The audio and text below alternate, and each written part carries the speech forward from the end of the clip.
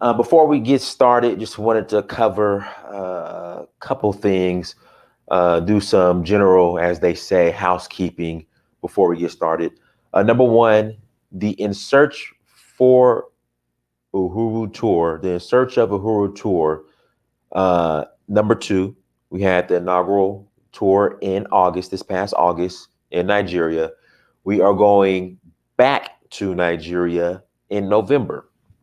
So again, um, In Search of Uhuru tour this November in Nigeria. If you're interested, shoot me an email, search for Uhuru at gmail.com. Shoot me email, search for Uhuru at gmail.com. I've been posting videos from this past tour in August. Um, people had a great time. So again, if you want to come to Nigeria with me, you're more than welcome. Send me email, search for Uhuru at gmail.com so I can get you all the details and all that good stuff. Also, people, I have anchored myself in Nigeria. Okay. That's where I have anchored myself. All right. I will be traveling to other countries. I will. Okay. On my time in the countries that I myself personally want to travel to. Now, if you email me on some Dynast, you need to travel here, you need to travel there, no problem. I will. Are you going to buy my ticket? Okay.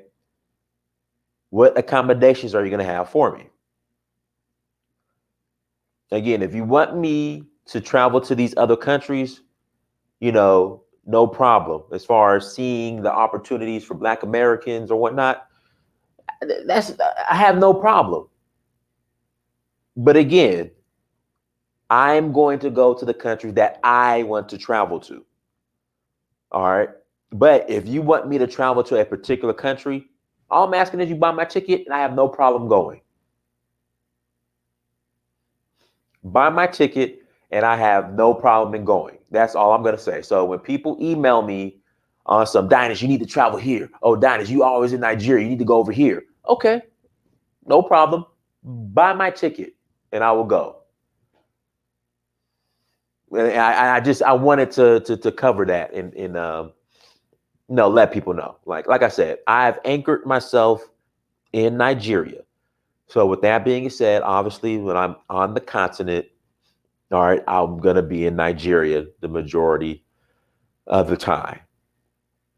I'm already missing Nigeria as we speak. Adewale, I sent you an email. Respond to me, brother. Adewale, I'm working on something. Shout out Bawoni. Adewale, I sent you an email.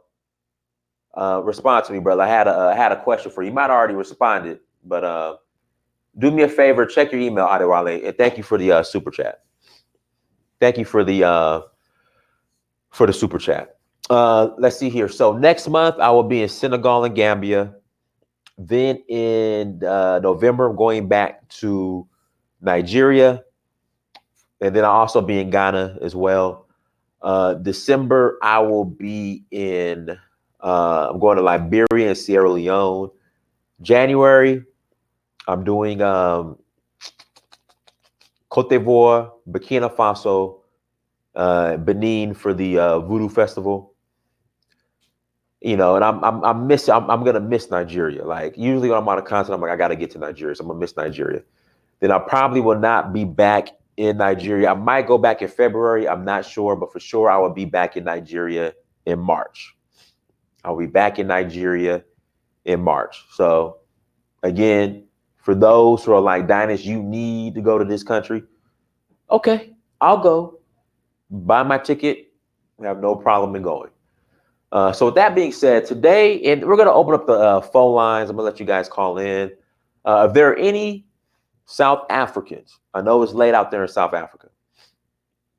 How about Niger? I want to come to Niger. Niger is definitely, yes, I am Nigerian, but Niger is definitely on the list. I want to come to Niger. Um, I want to come to Niger. There's the tribe called the Wodabi. The Wodabi. I think it's called the Wodabi, the tribe. Yeah, I got it. I'm coming to Niger. It won't be the next year though. Shout out to Susan. I'm coming to Niger. And shout out to Fafu Malau. I'm coming to Niger. Yeah, the Wadabi Festival. I want to come. Hamadou, if you are in Niger, shoot me an email. Yeah, the Wadabi. I want to come see the Wadabi for the festival. I think it's every October.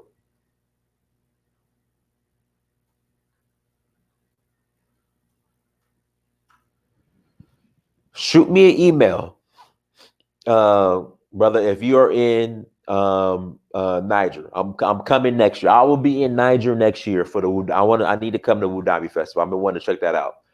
Also, too, any people in Burkina Faso, I will be there in January. Uh, Let me know. You know, Nije, Nije. It's not. It's not. That is Niger. It's Nije. That's how you say it, Niger. It's Nije. But I've been pronouncing it wrong this whole time. It's Nije. Okay, I'm sorry, y'all. I've been butchering the word Niger all these years. Nije. Okay. Okay. All right. Y'all got me confused now. Um, so I will be coming to Niger. Also, if you know anybody in shout out to Mufasa. If you know anybody in Burkina Faso, let me know. I will. I'll definitely be coming. No, no. Okay, we know it's Niger for Nigeria, but the Niger River, I thought it's Niger, but some people are saying it's Nije in the chat room. I'm okay. I'm lost. Um, Someone asked, "Am I going to Egypt?" I have. I don't like. I'm a West African cat, man. I love West Africa. I love West Africa. I mean, I love West Africa. You know, I'm a West African cat, man. My spirit, body, soul is West African. You know, so I mean, I would love to come to Egypt. I was actually planning on coming to Egypt. In fact, I was planning to go to Egypt and Ethiopia in December, but something just told me I need to go to Liberia and Sierra Leone. So I'm going to uh I'm going to Liberia in Sierra Leone. So yeah. So yeah. And with that being said, and I'm gonna do a whole nother video on this. I feel like a lot of people in the so-called community, you know, are going from Egypt, completely skipping over West Africa, to we is the Omecan, copper colored, Hennessy colored, Cherokee, Choctaw, Black, Native Indian moles. Like we could completely skip over West Africa and our accomplishments on West Africa. We're closest to anything. We're closer to West Africa than Kemet. So they go from Kemet to we the Olmecs for some odd reason. But I'm gonna do another show on that. It's Kemet. Completely skip over West Africa to we are the Olmecs, the copper color Olmecs. You know, I don't know what the hate is about West Africa or what the I don't get it. Guys, make sure you hit that like button as you come to the chat room. Please hit that like button. I greatly appreciate if you hit that like button if you're not super chatting. Okay, so I want to get into, I keep getting emails from South Africans. Dynas, you don't understand, what's going on. Nigerians are selling drugs, and all these excuses for the xenophobia that's going on right now in South Africa. All these excuses, all these excuses. Now, the latest excuse or deflection, the latest this deflection that I've gotten now is that, well, Dynas from South Africans is Dynas. What about the black on black crime in America? So we wanna address that tonight. We definitely want to address that tonight. See, this is the difference. Number one, see, I don't make excuses for black on black crime in America. All right, the whole white supremacy angle is the reason why black people are killing black people. I know. The whole well, the FBI, leaves crates of guns in alleyways in South Side Chicago, and gang members just find them, and the only thing they know to do is just shoot each other. No, all right. I'm done with the whole. We're gonna blame everybody else on us killing each other. Same thing, which leads me to what's going on in South Africa. Listen, this is the difference: South African and Black American. Number one, Black Americans are the minority in their country.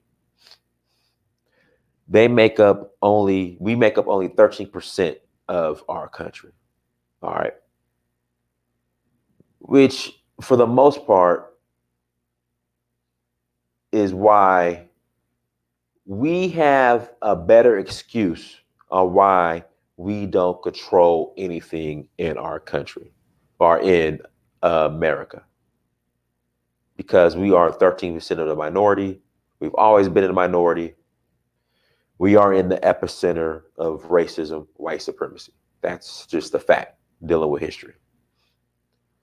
Let's deal with the South African now. South Africans are the majority of their country, but control absolutely nothing in their own country. Again, I've been to South Africa.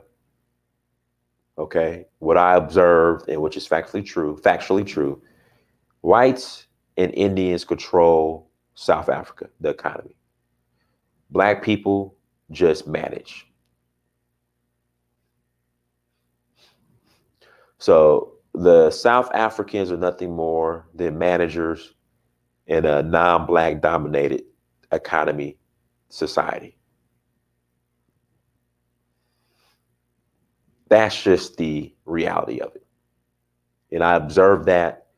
I mean, somebody was mentioned, Dinah's apartheid is like South Africa told me we fought in an apartheid. No, you didn't. No, you didn't. Apartheid is not over. The economic disparities between Black South Africans and white people, white South Africans, is absolutely, it's just ridiculous. Again, I keep telling the story when I first went to South Africa and I went to Cape Town. I flew into Cape Town, caught a cab from the airport to my hotel. I was staying at a little boutique hotel called the Atlantic Hotel. And I remember going to Cape Town, or from the airport, headed to like the main Cape Town strip by like Clifton Beach and Tabletop Mountain and all that stuff. Like driving through, it's just these shanty towns. Like it's just the poverty, just driving through the poverty. And I was shocked by it. Like I didn't, because when you see all the pictures of Cape Town, you see Cape Town, like Tabletop Mountain, Clifton Beach, all these other areas. But just to drive through the shanty towns or the ghettos to get there, I was shocked.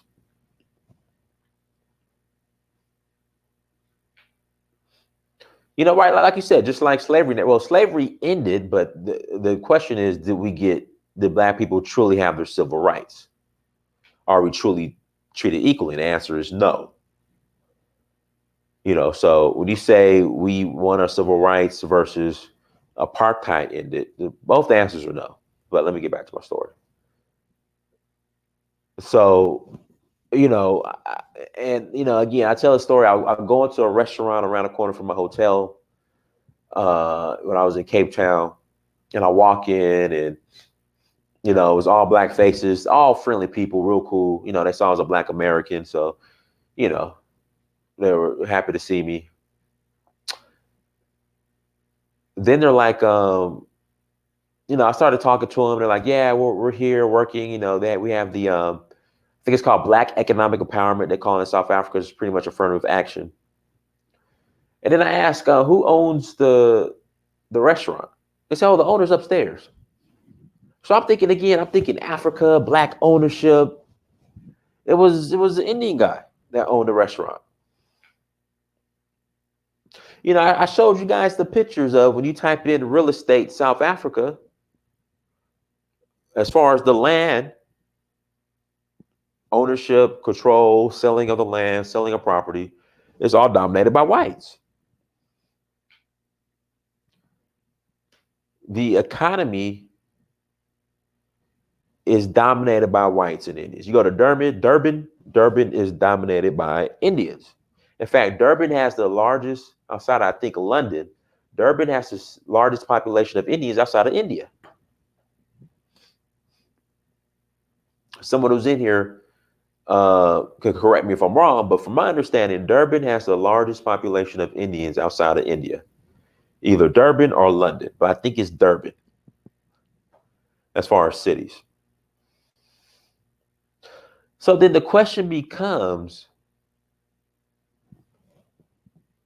if these people control your entire, have a monopoly and control your entire economy, why do you feel that the African immigrant who is doing as much as opening up a barbershop is the threat to your economy that you yourself don't own or control?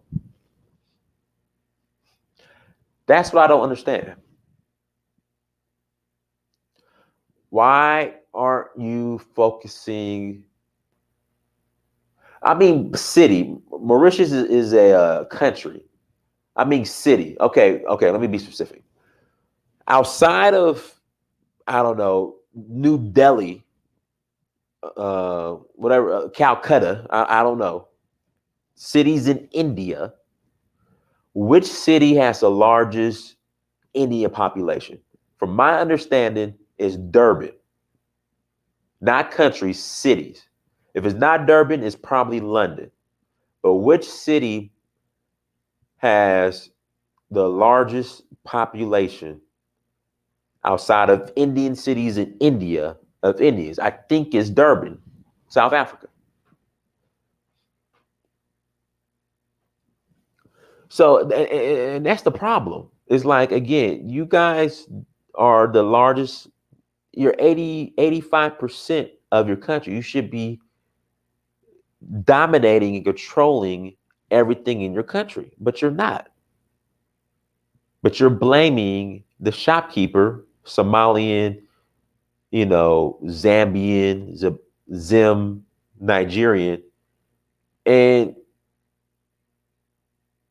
the problem is the excuses. So you said a Nigerian is selling drugs. That's right, killing a Nigerian. But why are you killing all these other non-Nigerian immigrants? What's the excuse? You guys aren't fighting to reclaim Somali. I'm sorry, Somali. I apologize. Not Somalian, Somali. I'm sorry. You guys aren't fighting to reclaim your land that was taken from you from the Boers and the English. So you're fighting over and killing over resources, and I would say, like Jay-Z said this. Well, Jay-Z was making some sense. Now Jay-Z just completely I don't know what the hell Jay-Z's doing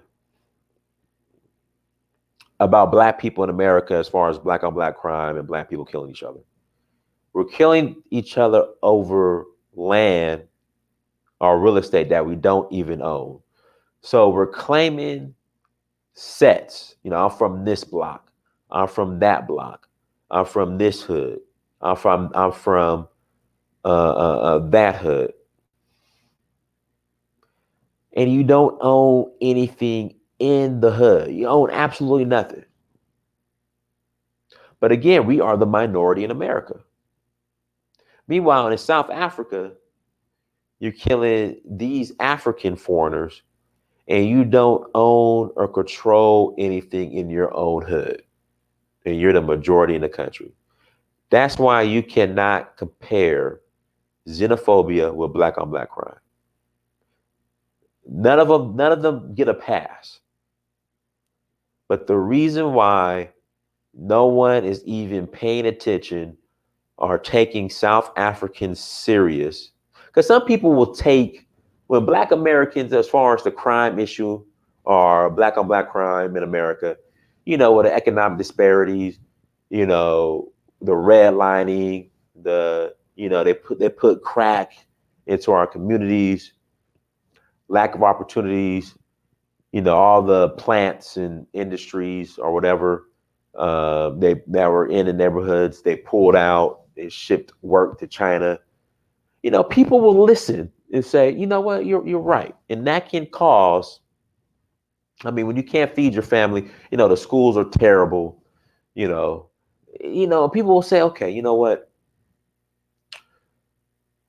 Okay, we understand why in America you might have a problem in there, but you have people who will understand. The reason why no one takes the South African serious, because again, you are the majority in your country, you control absolutely nothing, and you don't have that same fight for the people who control and dominate your country and your economy. That's why no one's taking you guys serious when you come up with the South Africans splaining. No one's taking you guys serious. That's why. So, and then, somebody else they're bringing up, well, somebody brought up, well, you Black Americans complain about, people from south of the border coming and taking opportunities. Yeah, but no one's committing acts of xenophobia against people south of the border who are coming into America illegally. No Black person is committing acts of xenophobia. Meanwhile, in South Africa, you guys are. So again, there's no comparison. You can't uh, you can't compare. Stop with the deflection. Okay, that's all I'm saying. Stop with the deflection. Let's see here, guys. Let's go ahead and take some calls. If you want to add to the conversation, here's the email. Shoot me an email, and you are more than welcome to hop on. There we go. Search for Uhuru at gmail.com. Guys, make sure you hit that like button. Hit the like button, you guys, as you come to the chat room. But that's the email. Search for Uhuru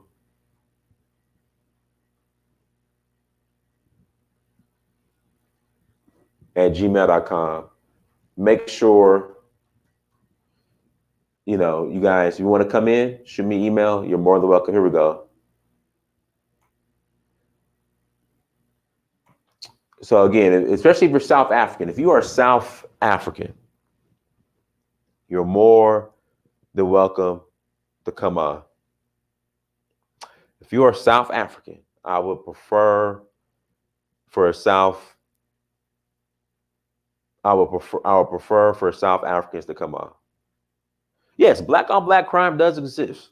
I never said it doesn't, and I'm not making excuses for it at all. In fact, in Chicago,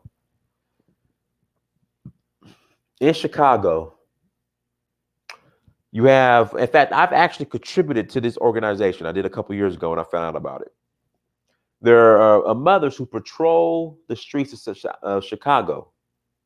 They patrol the streets of Chicago to make sure the streets are safe. Somebody killed them patrolling the streets. I mean, there's just crime that's just senseless that goes on in the community. I mean, let's deal with Nipsey Hussle. We have a ton of crime that takes place in the community that we just cannot blame on outside forces. It's Black on Black crime. It's an issue, And I'm not gonna deflect to the, well, white folks kill each other too. White folks kill each other. Nah, some of this shit is senseless, and it needs to stop. All right, let's see. We got some people emailing. Let's see if you want to hop on. Okay, Kosi, I'm South African. I'm gonna let you on. Here we go. Oh, wrong link. Hold on 1 second, Kosi. Kosi, I'm about to send you the link. I think Kosi thinks I'm mad at her, but I'm not, or him, or her. Yeah, I'm not. Hold on, Kosi. I'm about to send the link.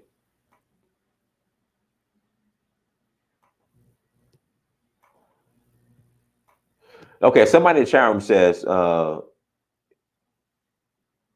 let's see here. Poor people tend to have crime. I'm gonna say this: it's not necessarily just the poor people. All right, if you take poor people and you inject drugs, that's where the crime comes. But poor people, I mean, you have to understand. I'm in certain parts of the world that would be considered impoverished, and there's no crime. I mean, there might be petty crime, like I can't, leave my cell phone around. Somebody might take it, but there's not really crime like that. It's the drugs that cause the crime. Thank you. Thank you, Mufasa. Poor does not equate to violent crime. It doesn't. I'm telling you, it's the drugs. We have poverty and you bring in drugs, it's a wrap. All right, Kosi. I just sent you the link, Kosi. Shout out to Semi. And then there's another Adewale. Let me get you on here, Adewale. It's been a minute. Adewale, let me get you on here. All right, Adewale, I just sent the link.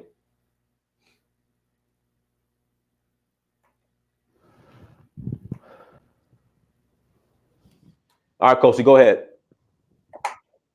Prince, what's up? How's it, man? Oh, I'm good. How are you? I'm good. Before I speak about what I called in about, there's a lady. I think she's a moderator on your channel, Lala. Yeah, Sorry. yeah. Uh-huh. Um, she's insinuating that I said I'm scared of white people the last time that I called. I did no such thing. All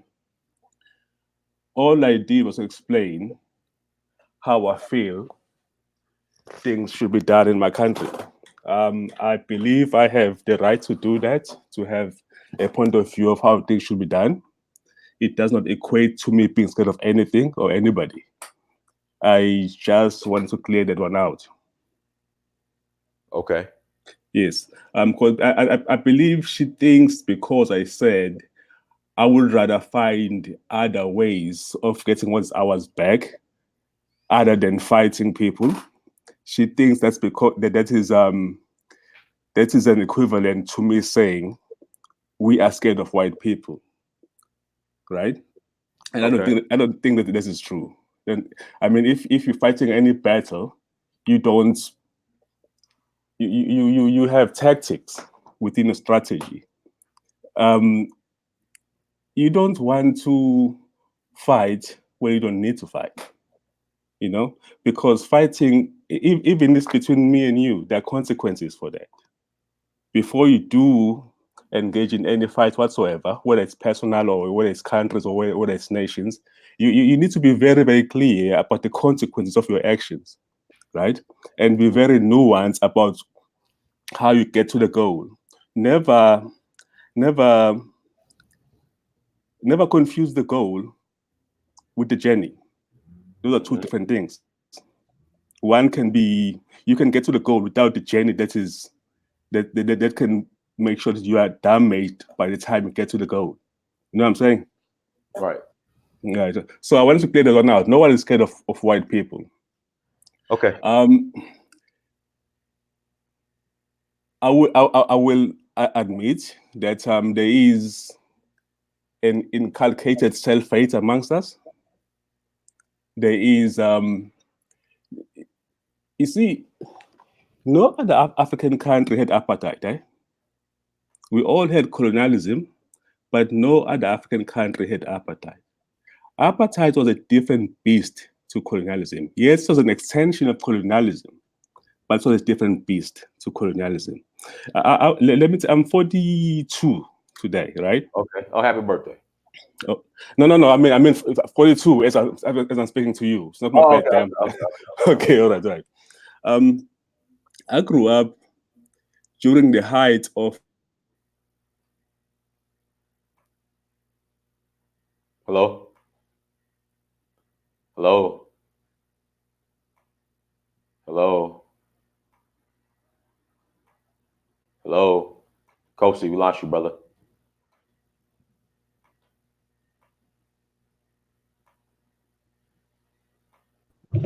I didn't want to go ahead, bro. Hey, brother. Hey, what's How you going on, doing? man? I'm good, brother. How are you? Yeah, I'm good. Thanks for inviting me, man. I'm just gonna pull over right now and have a proper conversation.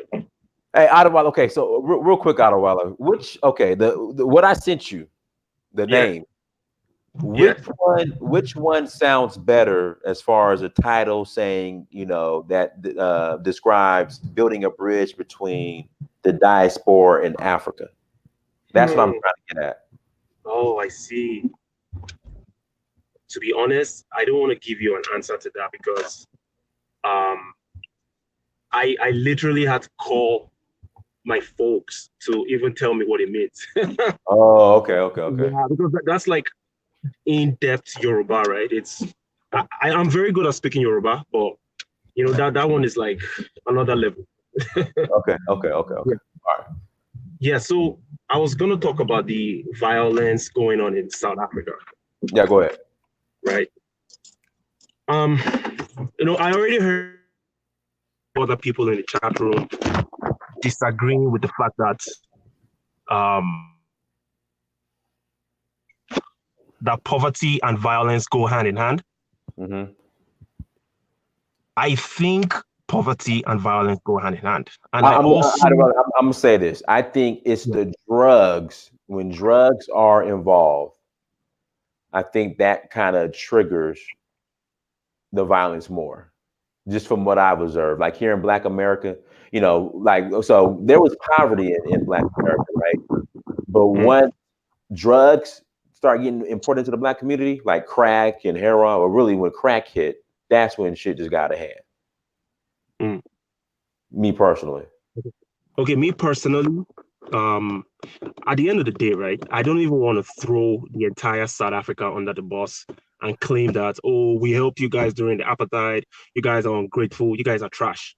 I don't want to do that because at the end of the day, me personally, I feel like the people committing those crimes, killing people, looting, and all that stuff, it's not just poverty.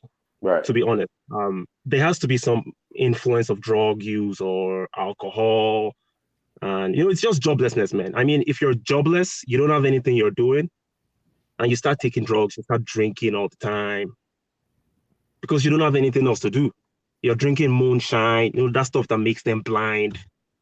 You're drinking the cheapest types of ethanol, just to feel happy with yourself. You're smoking drugs, doing all that kind of crazy stuff. See, well, that's what they did out of Otherwise. So in the Black community in America, they start putting malt liquor, which is bullshit. Like all this Mad Dog 2020, these 40 ounces of malt liquor, mixed with the drugs, and it just got out of hand. It goes bad. Yeah. See, in Nigeria, growing up in Nigeria, I have witnessed quite a few ethnic clashes, right? Where Igbos in the north, Igbos in Kano, in Bauchi, and all those northern states, they got slaughtered. They got killed, they got kicked out of their homes. Same thing happened in the south. In the south, Hausas are slaughtered sometimes when there is ethnic clashes and stuff. So at the end of the day, I wouldn't really say we're any better than the South Africans that are killing other nationals. Right. Now, the South Africans that are killing the other nationals, they are most definitely impoverished and under the influence of drugs or some sort of influence. You wouldn't just go out there because I've seen poverty. Like I grew up in I schooled in Ogun State for 7 years. That's where I'm from, by the way. And I seen hardcore poverty. And these people, they were one of the most trustworthy people you could ever meet. As poor as they were, we entrusted so much things with them because we were guaranteed they weren't going to come steal from us. But the people in Lagos, that are under that are also poor, that are living in poverty conditions, these ones commit drugs. Why? I mean, they commit crimes, violent crimes. Why? Because they have more influence. They have more access to drugs and indoctrination, and and I'm just trying to wrap my head around the entire reason why people, especially we Africans around the world, from the motherland to the Caribbean, Jamaicans to the US, USA, Chicago, is crazy, man. Like we commit these crimes a lot. And a lot of people might see us as, oh, that's how they are. They just like killing themselves. But that's not the truth, right? One thing that I've been able to draw as a parallel is the fact that we all, a huge percentage of us live under poverty. And the ones that commit the crimes, the violent crimes, they've gone to the next level. They're using drugs. And I'm not talking about smoking weed now. I'm talking about heroin, alcohol, basically. If you get drunk all the time, you're impaired, there is a high chance you're going to be thinking about doing something crazy. That's just the truth. When it comes to violent crimes, because I don't know what kind of mindset you have as a human being to grab a machete and hack someone to death. It's just crazy. But I mean, you have to be under some sort of drug influence. That's just how I see it, right? But the main point is poverty is one of the main contributors to our people behaving that way. And nobody is perfect, man. South Africans committing these crimes, they are, pardon me, but they are effing stupid. They are useless people. The same way Igbos that slaughter Hausas in the south, or Hausas that slaughter Igbos in the north. The same way they kill themselves, that's how foolish it is. They are also foolish people. You know what I'm saying, right? So I don't know, man. It's just drugs and poverty. That's my conclusion. Drugs and poverty. Okay. Kosi, you want to add to this? Yes, sorry, man. My lights went off. I don't know why. But I'm sorry about that.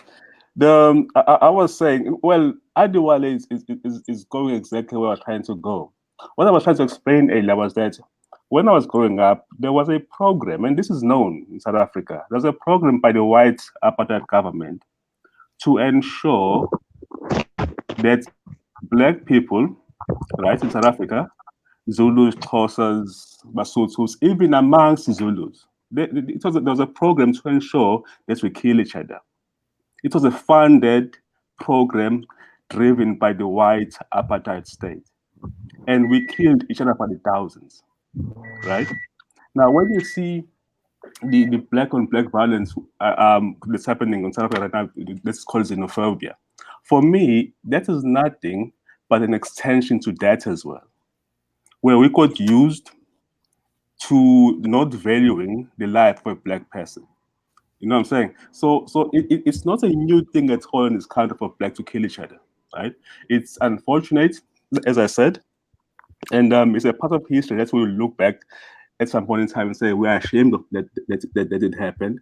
But I have every hope that it will come to an end. It might not be tomorrow, as we all want, but I have every hope that just as that episode of us killing each other ended, this one too will end. That is my view to the matter right now.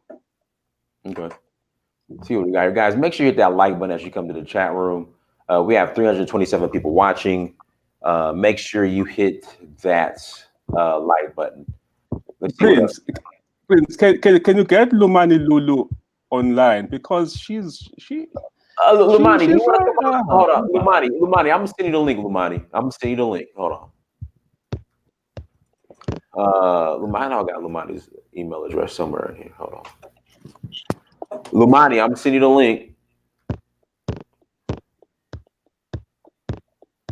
Hold on. I know I got Lumani. Send me email. I know I got your email right here somewhere. Because if we have to chop it up, let's chop it up. Let's not write messages there and there. I mean, I'm right here. She can say whatever she needs to say to me, and I will be able to respond properly to her.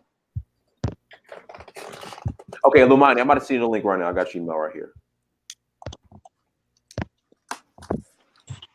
Lumani, I sent you the link if you wanna hop on. Oops, wrong. Damn, wrong one. Do you mind if I chip in real quick before Lumani comes in? Go ahead. So, ultimately, I blame the leaders of the countries that people engage in this violence and all this stuff. Because if the leaders were doing a great job and they were creating jobs for people and people had less idle time, not to be just being jobless, not doing anything meaningful. That way, there'll be less crime.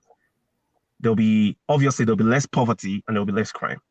And if let's be real here, man. If you look at countries around the world where the poverty level is high, those countries seem to have a higher rate of violence and violent crimes. So I mean, it boils down to the leaders at the end of the day.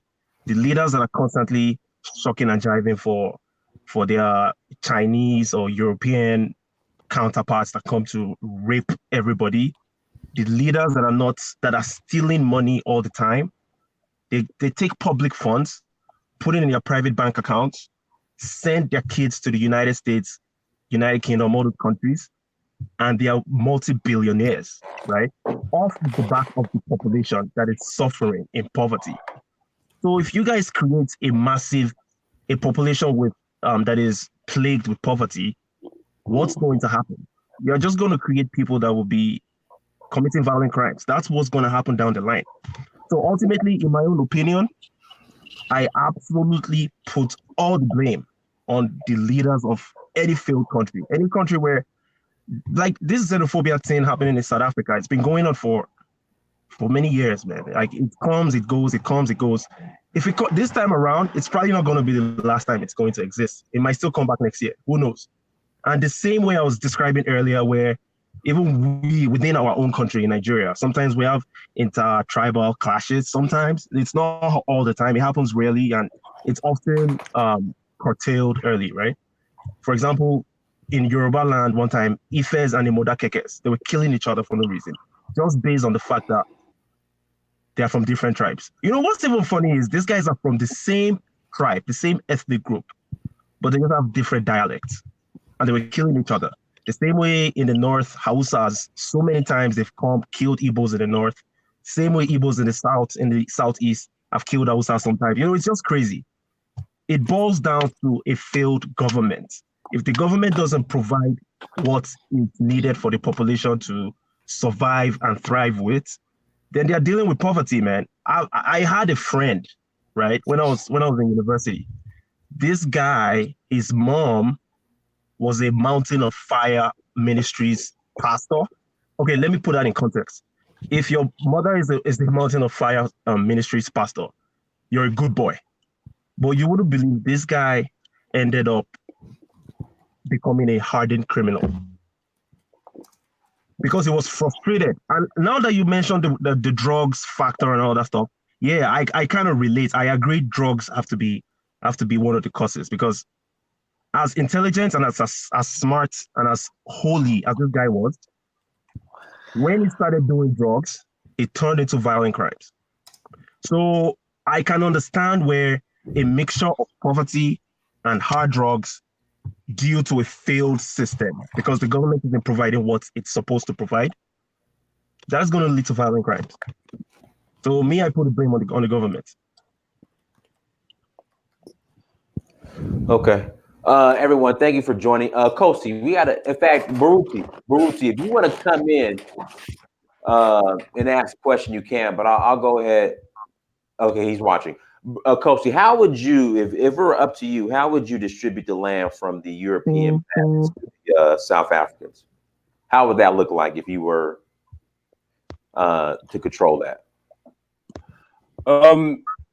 Look, you see, when you talk about the issue of the land, right, you cannot detach it from the issue of food security for the country, right? Oh, it's so food security. Are you about to go into the we will look like Zimbabwe? No. That's not what I'm calling. Okay. The food security for the country, and not just for South Africa, right? The food security for Zimbabwe, Botswana, Namibia, Mozambique, because most of their food comes from South Africa, right? So, Okay. so here's the thing. In South Africa, there's a lot of land sitting fallow, not being used, right? Being owned by people who are not using it. The first thing you do in my book, you leave the productive farms alone. You take the land that's not being used and you start distributing it to Black people. This is the first thing you do, right? It becomes a stage in a fight to get the rest of the land back. You know what I'm saying? You get a generation to start farming, farm productively, and farm commercially. A generation or two, right? Then probably 30, 40 years down the line, you start going for the productive wide farms that are producing right now because you need those wide farms to ensure food security. You cannot do without them. You can't. The system is set up so in a way right now that if you start chasing them out, there won't be any food on the shelves, right? But there is enough land to quench the need that the Black people have land right now. But this land is sitting fallow and it's not being used. So you start there, you take that land, and then probably a generation or two later, you go and you take the rest of the land back. That would be my strategy for getting the land back. Okay. Shout out to guys. If you want to call in, email is searchforuhuru@gmail.com. Searchforuhuru@gmail.com. Yeah, tune to Eshe for the super chat. Eshego for the super chat. Chief Drino, blaming this issue on drugs is foolish beyond any intelligent mind. A Ghanaian got shot. Was he selling drugs too? South Africans are weak people and uh, can't fight their white oppressors, but kill a brother easily. You know, like I said earlier, you it's very easy to sit in Ghana, Nigeria, wherever, and say South Africans should fight white people. You know, I don't hear Zimbabweans saying that because they've never had because Zimbabweans have had the experience and know the ramifications of See, fighting. see, before we got started, or before you started with your statement, I said, "Are you gonna bring it? Are you gonna? Is this gonna be the Zimbabwe 2.0 deflection? How you going? You're spinning this towards Zimbabwe?" No. It is a consequence of fighting. You know, it's very easy to say let's fight if you don't have to deal with the consequence of fighting. That is my point. If you Yeah, are the one who's supposed to but fight, I think everybody in Africa fought for their independence. no. It's different. South Africa is a bit different, right? Okay. And I explained to you the other day that you see the day South Africa fights. Sorry about that. Go ahead. Okay, let's go. The day we as Black South African or we have a leader who's going to say, let's fight the way that Mugabe did, for example. That is an invitation for the white imperialists to bring their ships to our shores. I can guarantee you Britain will and US will come and take and bring their war to South Africa, just like they did in Syria. I mean, look at Syria right now. If you fight in a way that is not if you fight the imperialists, if you fight their cousins, they will come and defend their cousins. And you don't want a situation where South Africa becomes like a Syria. You don't want that. What you want to do is to find ways to fight them in a nuanced way that does not leave the entire country in ruin. Now, it's very easy to say, well, when you sit in Nigeria and say, South Africans should fight. If South Africans fight, the country itself has been ruined. And as a South African, I will not, I don't think I am where I am right now at this, probably 10 years down the line or 5 years down the line, I'll say, okay. I'll say, okay, all right, let's go ahead and destroy the country. But right now, I see no need at all. I believe there are other ways that can be used to get what's ours back. That is my view, and no one has said to me, it's given me an argument well enough to say there's no other way other than destroying the country to get it back. You can't want to be the king of the ashes. Let's spend it all. I want to be you cannot want to do that. You don't want to do that. You want to get your country back, and you want it intact physically, socially, and economically. You want those three things to be there. Because if they're not there, anything can happen to you and your country. South Africa and Zimbabwe, I think Botswana as well, right? These countries have the most unmined gold in the world, right? And gold is coming back in terms of being the premier asset globally. You don't want to give the imperialists excuses to come and recolonize the country and take your gold away. Even the one that you have is still in the ground, because they will do that. They will use South Africa as the way back in to recolonize the rest of the continent if you allow them to do that. So you don't want to give them the excuse to do that. This is my point. And if they take South Africa, because South Africa, unfortunately, we don't have enough arms to defend ourselves, say, against the US or the UK. They're just too powerful militarily. We might have an insurgent and fight them to the death, but I don't think we have enough to properly defend them. So we have to find other nuanced ways to fight them. That is my point. It doesn't mean anybody's scared of anything. I'm just saying we're not at the point where we should throw everything to the air and say, okay, right, let's whatever happen. Okay. All right, Colty, let's Mind Taker, go ahead, bro. Can you hear me? I hear you. All right, good. Black men are not being honest with themselves. Mind Taker, tell everybody where you're from and all that good stuff first. I'm from Nigeria. Okay. What part? Igbo. Okay. Enugu State. Igbo Kwenu. Igbo Kwenu. Okay. The problem is black men. The problem has always been black men.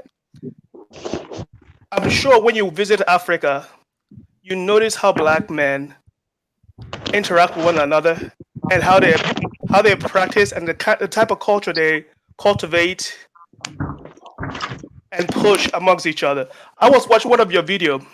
You were interviewing one of our Igbo. I think it's an Igbo guy, Nigerian guy. Who? Older guy. He was around late 40 or 50, and this fool said that the reason that we are black is because of the sun. Oh yeah, the Biafran. The Biafran. Yeah. He said that the mission is to become white. Yeah. That highlights the mindset of the black men.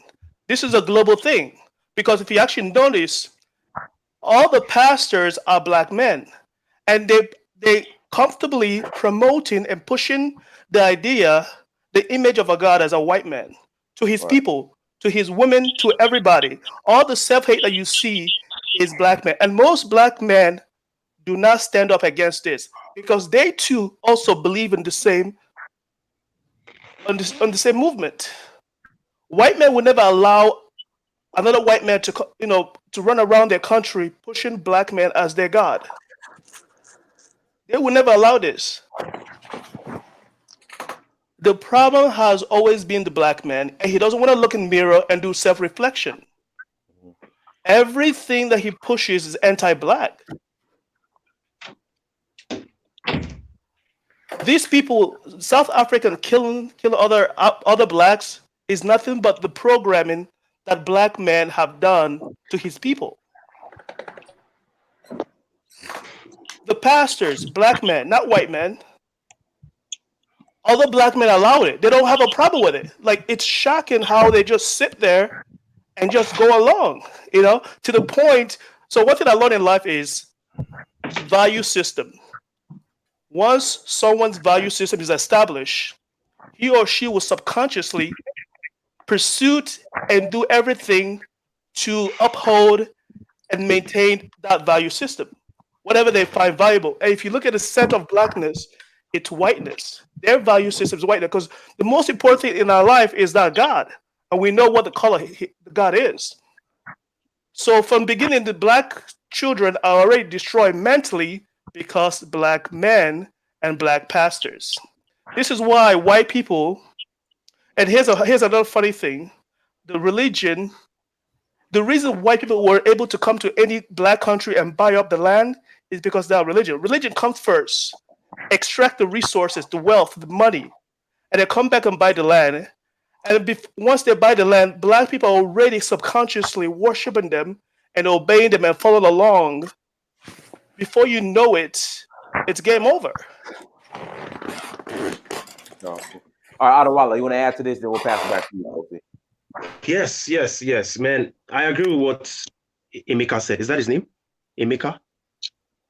Yeah, I agree with what he said, man. And I also agree with the South African brother too, man. For me, at the end of the day, like I said earlier, it has to do with leadership. If the leaders are doing what they're supposed to do and providing jobs, providing infrastructure, keeping these people that are idle off the streets, keeping them away from, occupying their minds with the wrong stuff, then we would have less violence. Because at the end of the day, we're all just focused on South Africa right now because this is happening. But this actually happens everywhere. It happens everywhere. This same killing of, now it's in the context of people are killing people of other nationalities. But in other cases, there are people that kill people based off of their tribes because they're from a different tribe. There are people that kill people because they're from a different gang. So to me, it's all relatable all around the world. And it boils down to poverty. When the government does what it's supposed to do and provides what people need, then I believe the violence would reduce. So right now, South Africans, honestly, they should be voting for Julius Malema. Malema, because in my own opinion, Malema he looks like the guy that really wants to stand up against the colonizers that have been taking full advantage of South Africa for the last century, 2 centuries. And if I was a South African, that man is getting my vote for sure, guaranteed. But I mean, people are scared. A lot of South Africans don't even like Malema. They're like, oh, he's this, he's that, whatever. But man, it boils down to leadership.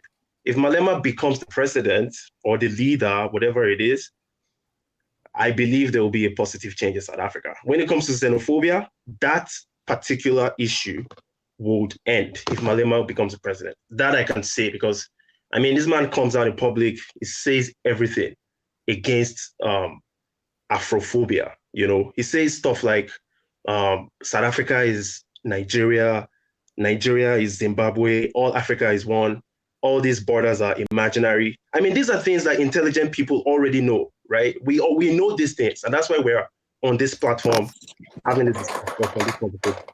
But a lot of people that don't know these things, that are just they're following the system. They want to kill people based off of different ridiculous reasons. They're the ones drawing us back, man. And I'm sorry to say, man, even in the chat room, there are people like that here. They're just angry at the fact that we are having this conversation and trying to, find a possible solution. Like, this is not, to me, this is not the time we're supposed to be pointing fingers and saying, oh, South Africans are terrible. This problem is endemic all over the world, especially countries that we are from. So why should we be pretending like it's only South Africans that are xenophobic? Oh, they hate us. South Africans are dumb. No, to me, that's wrong, man. We need to address the problem. And the root cause of the problem is the leadership of this country. Okay. Kofi, I had a question. Why do Black South Africans still have this undying, blind loyalty to the ANC? Why do they not vote for the EFF? It confuses me.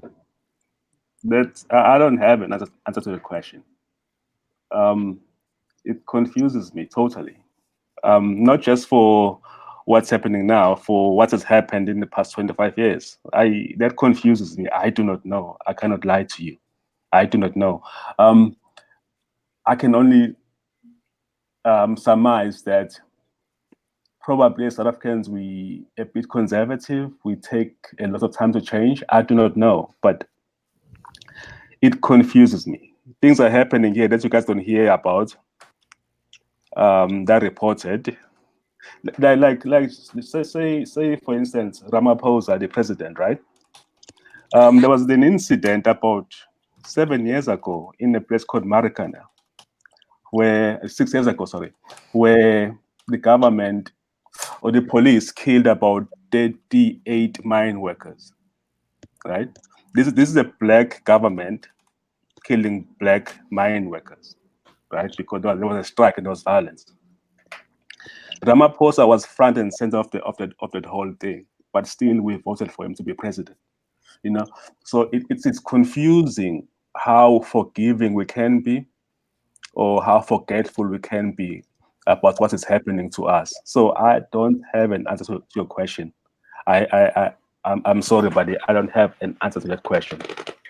Okay. Now I would say this was similar between Black Americans and South Africans is like Black Americans are just blindly loyal to the Democratic Party the same way South Africans are to the ANC. Now that I can agree on. Dynasty. Yeah, go ahead. So, if you want to answer the question to the title, yes. To be honest, South Africans issue and Black American issue is actually similar. You think so? You Yeah, really, because number one, they're fighting for a spot they don't own, right? And white is controlled both lands. Whenever someone else comes in, whenever someone else come into that area, which they don't really control, someone that looks like them, that's when they get into the attack mode and start killing those that looks like them. Isn't it similar? It's pretty similar.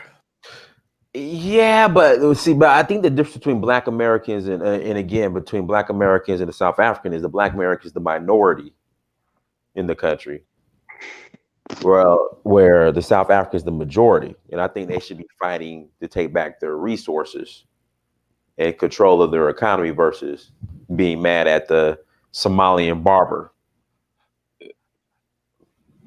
You see, Prince, being mad at the Somalian Baba is wrong. It's wrong. Being mad at anybody is wrong, especially if they did nothing wrong to you. You know what I'm saying? You see, where I differ with most people, even on the charts and you, I am saying South Africans should not hastily push the country to a state of perpetual war. That's where that's where I'm sitting. I do not think personally. I have no authority to this. I do not think we're at a stage where we should push the country to a stage of perpetual war. We just cannot do that right now, because I fear if we do that, we invite even more strife to our shores. No, that is where I'm sitting, right? Yes, there are problems with what you're saying. That there's 85% of us. Yes, we own nothing. I admit to that, but the solution to that problem is not the one that most people seem to present. I don't think Solution war is a is solution. organization between black men. Black men need to learn to Right, organize. no, brother. Yes. They don't like each other. They're anti-black. This is why organizing amongst each other is very hard. They really are anti-black. Study black men. All their wives are lighter than them. They always gravitate toward lighter. If that's not an indication of anti-blackness, you can laugh if you want. Why is it that black man is having a hard time organizing to take? It's easy. It's easy to organize. It's really easy. Why is everybody are pretending like it's a hard thing? White men are organizing. Why every time we start discussing this, black men run around like that, like they don't know what to do. They don't value black and they don't see the purpose of fighting for black and organizing to fight for black. This is what's going on. They would organize for everything. Look at the church. They would organize to promote white man's image as God. Yes. No. Yeah, absolutely. I'm telling you this. You gotta listen to me. They when it comes to organizing for non-black, they know how to do it. But when it comes to organize for blackness, they act like they act like children. They can't. Hold on. They're Stop. lost. Hold on. Stop the show. Precious, do you want to come on? Precious, are you a South African? You are more than welcome to come on. Send me an email. Search for uhuru@gmail.com and you can come on. But Kosi is South African. All right, go ahead. Go ahead, mind take. In my family, so I didn't even know how deep the rabbit hole goes until I start to study my family tree. My father, my uncle, they're all married and light skinned. Even my uncle, he's a doctor. He married a white woman. He came to America, married a white woman. You know, he got his shit together. He ran off and grabbed a white woman. This is the mindset. The fact that they are comfortably and proudly organizing and promote this image of a God as white tells you that should be the only evidence you need. As a black man within the black ecosystem, they should be promoting themselves. So you can see how sick these motherfuckers are, you know? And in return, it damaged the majority of black mindset. Black people become anti-black. They don't really value, because subconsciously they see whiteness as God.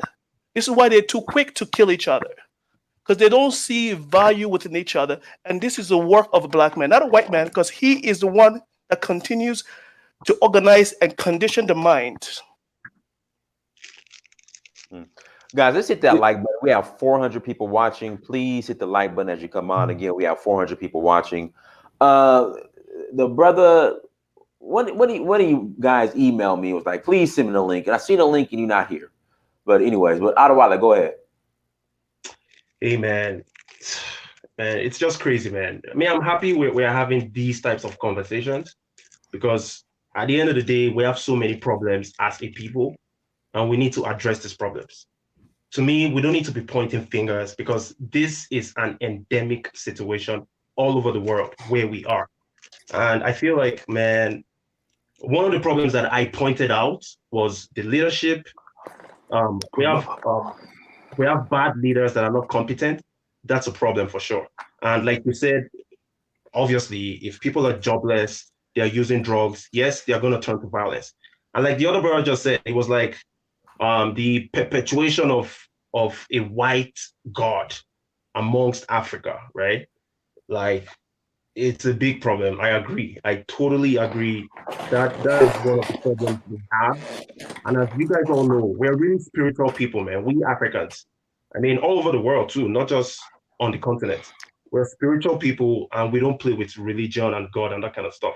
So for the fact that we've been perpetuating the image of a white God for so long, and we've been brainwashed so bad for so long, ultimately we end up disvaluing ourselves. You know, we hate ourselves. We don't appreciate ourselves as much as we appreciate others. And that's why a lot of our African leaders, right, you would find them kissing the ass of European leaders, Chinese leaders, United States leaders, and all those countries, while trampling on us citizens. They sign bad contracts with these people. They sign deals that are pretty much enslaving us till this day. And we're just in a vicious cycle. How do we get out of this problem? It's a huge problem that we're in. We've been in this forever, man. Honestly, I'm frustrated, but I'm glad we're having this conversation, and hopefully this will lead to some sort of solution, right? I mean, the South African brother that just typed in, it was cussing at you, saying all types of craziness. Man, we are so emotional at the same time. Why do we get so emotional? Like, man, I'm just done, man. Okay, hold on one second, guys. Make sure you hit that like button. We have 400 people watching. Please hit that like button. All right, Noel, you're in the chat. Go ahead, brother. Make your statement. Hey, hi. I'm in the UK. Okay. I'm Nigerian and British. Okay. But I just want to try and come to this from a more kind of circumspect perspective. You often hear in the UK, in Nigeria, or in the States, this kind of tension between the Black community has always been there, but often is never spoken about. So the first thing I want to kind of speak about is this tension you have within the Black community. There's always been a tension. So, I remember one of your shows, the first show I watched, and they were talking about this concept of akata, which is and how Nigerians sometimes believe that African Americans, Black Americans don't work hard. Now you hear, oh, but South Africans don't work hard. There's always, and then Nigerians are always overly loud. They make too much noise. They're overly boastful. They tend towards criminality. There's always been this tension. But what I want to say fundamentally first is that as Black people, we firstly need to have an understanding of trauma, whether it's Black American trauma, whether it's South African trauma. This is really important, and to become more empathetic, because you don't endure slavery for hundreds of years and come out without the scars. I'd like to point everybody to the First World War. When soldiers first came back from the First World War, and they had something that we now call shell shock, and they were shot for cowardice. Black Americans, when they come out of this, Africans are often people who have not gone through the slave mentality, or people from, I have a very good friend who's from Barbados, and he talks about how the whole economy of Barbados was created for slavery. There is no part of it that is not. Well, I mean that's Brazil too. Yes, Brazil as well. In fact, to be honest with you, just about all of those Latin American countries and islands, that's really it was sex and slavery. That's why, if you know, especially in Brazil, all the mixed kids running around, And so I think it's really important that we understand that Black people who are either enslaved or have lived under apartheid are coming out of an oppression mentality, serious trauma. If we understand that, then we may be more able to deal with it in a more intelligent way than just shouting at them and saying, oh, you hate us, you hate us, you hate us. I don't think that is productive. The other really important thing to say, and this is very, very important for Black people to realize, and I hope all the people on the show will understand this. This issue in South Africa and between South African Nigerians and between other Africans is within a general situation that's going on in the world now, that with a tendency towards fascism and nationalism. We have it in America with America First and Trump. We have it in Italy with Salvini. We have it in the UK with Brexit. There is a tendency, it's anti-foreigner, and it has to do with capitalism. It's not just about whenever people feel threatened, they don't have, like in Nazi Germany, people are suffering and they start attacking the Jews. So it's a tendency where fascist elements, nationalistic elements are using this. To assume that we don't have this in Africa is just ridiculous. You often hear that, oh, but we are all Africans, we've all been brothers. No, this is not true. If it was true that we always had this brother mentality, we would not be fighting each other. We wouldn't have had the last 30 years of civil wars. So we have to deal with it that, look, we are also part of the wider world. And in the wider world, there is a tendency towards fascism and nationalism at the moment. And this is how, because it's the same argument that you hear in the UK against Polish people, against Europeans, they're taking our jobs. The same argument you hear in the USA. Well, we don't want Black people, they're taking our jobs. Why is it now we're hearing the same argument in South Africa? They're taking our jobs because there isn't enough. There is a lack. There is, with capitalism and also corruption in African countries, people don't have enough. And if people don't have enough, who do you attack? You attack the person next to you. You don't attack, as Malema says, you don't attack white capital. Why?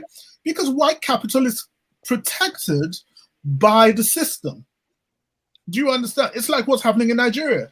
I don't agree with it. I think it's terrible that they're attacking South African shops. Most of these shops have Nigerian owners as well. But when they're attacked, what happens? The police go in and protect those stores because white capital will always protect its assets. Does that make sense?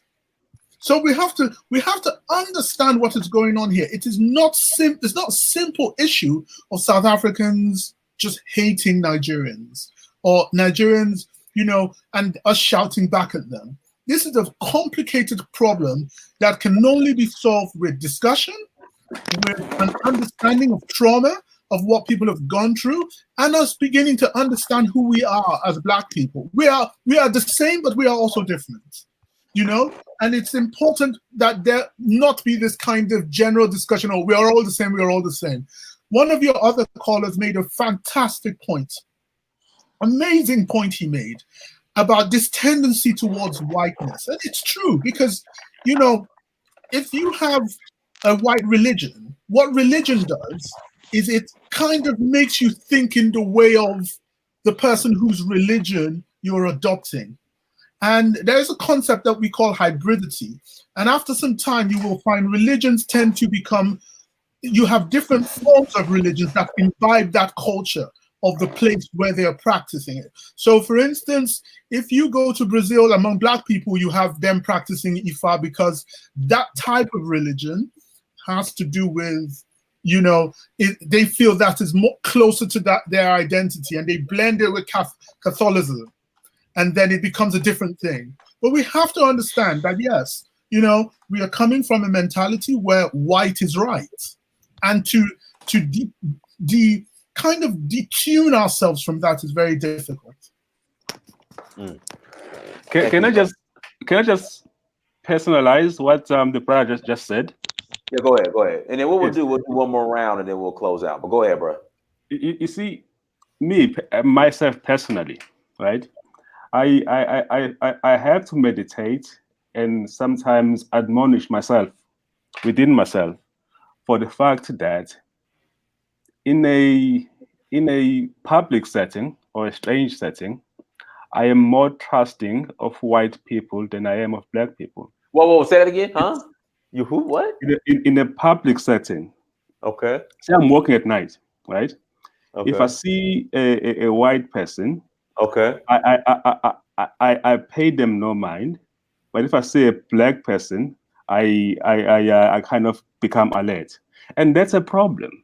That's the trauma he's speaking about. That's the trauma he's speaking about. That you so conditioned that you are dangerous, that you see danger every time you see yourself in the mirror. You know what I'm saying? Okay. It happens. It happens. It happens. That's the trauma he's speaking about. Now, I don't go around killing people from that trauma. Some people do, like we've seen in the past week. But I don't. I mean, there's such a thin. What you just said is just so. I mean, I love being around us in a public setting. Sorry? I love being around us in a public setting. No. I'm saying when I say a stranger at night, right? Saying I'm walking down the street and I see a stranger at night. So like you clutch your purse when you're walking down the street. You see a Black person, you clutch. There's a feeling of being safer if the stranger is white than if the stranger is Black. It's a bad mental. Where are you hanging out at? What do you mean? Where do you hang? Where are you hanging out at? Bro, I walk around the streets of Lagos at night. And I feel you're not understanding. You're not understanding. I would rather walk around the streets of Lagos at night than I'm trying to think of. No, you see now you're not understanding what I'm saying to you. I'm saying to you, as Black people, we are conditioned. It's a condition that we have to fight. We are conditioned to see danger in ourselves. Then we see danger in the people who are dangerous to us. That's what I'm saying to you. I mean, it depends. I think there are other factors that have to do with that. I'm saying what I'm saying is when I'm walking around anywhere in Africa at night amongst us, I feel so safe and I'm so happy. Like I have a grin. Can I give you an ear to example ear. of what Kosi is talking about? Let me give you an example. If I start an internet business and I tell you that my internet business is based in Lagos, yeah, a legitimate business, no problem. And I ask you to pay for a service and I tell you to pay $100. If that internet business has a white face, the same business, and I ask you to give $100 or £100, you are more likely to donate or pay the £100 if it has a white face on it than if you notice that business is in Lagos. There are loads of reasons for this, but this is true. We are conditioned to fear each other. This is a condition. This is a condition that white people have bred. They did not do it consciously. Sometimes it may be unconscious, but it's a fear of the black man, both a fear of his honesty, a fear that the black man is aggressive. But the question is, if you have been oppressed and it's continuing, at what point do you then say, okay, you know, I can't take this any longer? So we have to be aware that we are conditioned to fear each other. Where does the condition come from? Where does this conditioning come from? It comes from years of colonialism. It comes from years of slavery. It comes from years... False. Yes. Because most black children who are born today have never experienced colonialism. The only thing they experience is our religion. And religion, yes, and religion. I mean, there's a very famous saying that no civilization becomes advanced adopting another person's religion. I don't know if anybody here has heard that. I haven't, but you just hit the hammer on the nail, and it's been proven. If you look at Chinese and Confucianism, or you look at, I mean, there is an academic school of thought that even Christianity is a European religion. It is not really.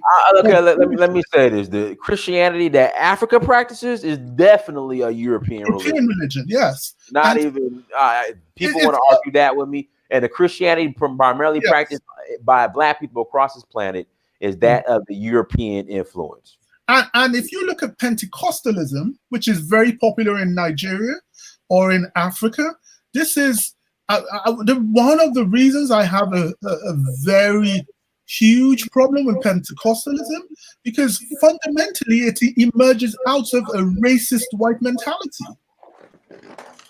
You know, but black people are very quick, you know, to forget all these things.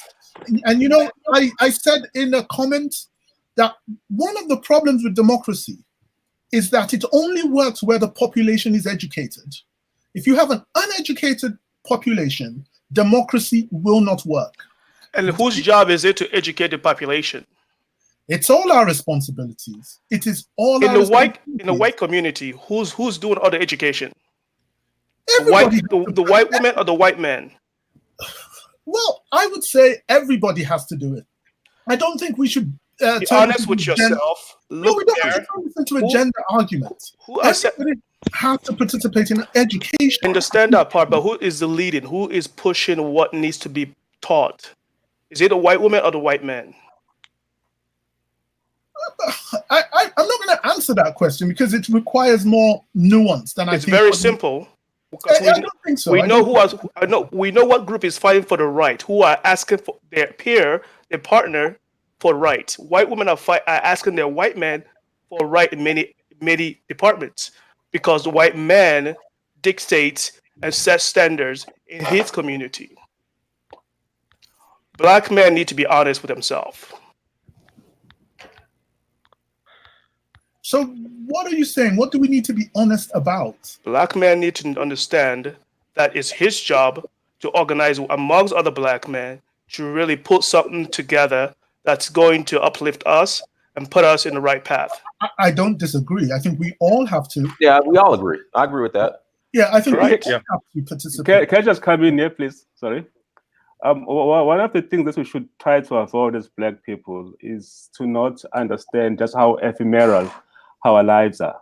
You know, I think the question we should ask ourselves every time is: are we better off than we were 10 years ago? And not are we going to be better off than we are tomorrow? You know what I'm saying? So let's try and avoid a situation where we try and be angry at ourselves for not achieving things, when in fact probably maybe over a period of time we are moving forward. That's all I would say right now.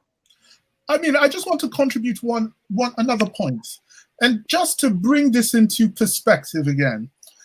So when we see what's going on in South Africa, and I've listened to your show and we hear about the ADOS movement as well, and we see all these things they are branches from the same tree. If you begin to really understand, anywhere where you have poverty, lack, corruption, no political voice, there is a shift towards nationalism, even if they are white. So if you go to Italy, but ADOS isn't talking about building no nation. They just no, but it's not. But in a sense, it's separation. Do you understand? It's a they definitely not talking about separating. No, in a sense, when I say separation, they're saying, look at me differently. Okay, I want to be looked at as a different person. I'm different, and look at me differently, and I want to be treated differently. Whereas, in a sense, all these problems are fundamentally the same. If you go into Italy today, if you see white, poor, working class Italians, they are fighting, and they go with Salvini because of what he's offering them. Because when we have these problems, we look for simple solutions to complex problems. There are no simple solutions to these problems. They are complicated problems that need to be dealt with on many levels. And maybe a show like yours is helping people understand that, look, these are complex problems. But what the problem is, then we have demagogues who come in and offer simple solutions, and we believe them. But they're not true. They won't work. You know, if somebody just comes in and says, believe me, I alone can solve your problems. But it's not true. They are complex problems. Dynasty. Yes. I've done a lot many researches, and this is what I discovered. I discovered that religion, majority of religion, I think there's only 2 or 3 groups of religion. Catholic and Christianity and Salvation Army, Jehovah's Witness are all in one group. They own World Bank.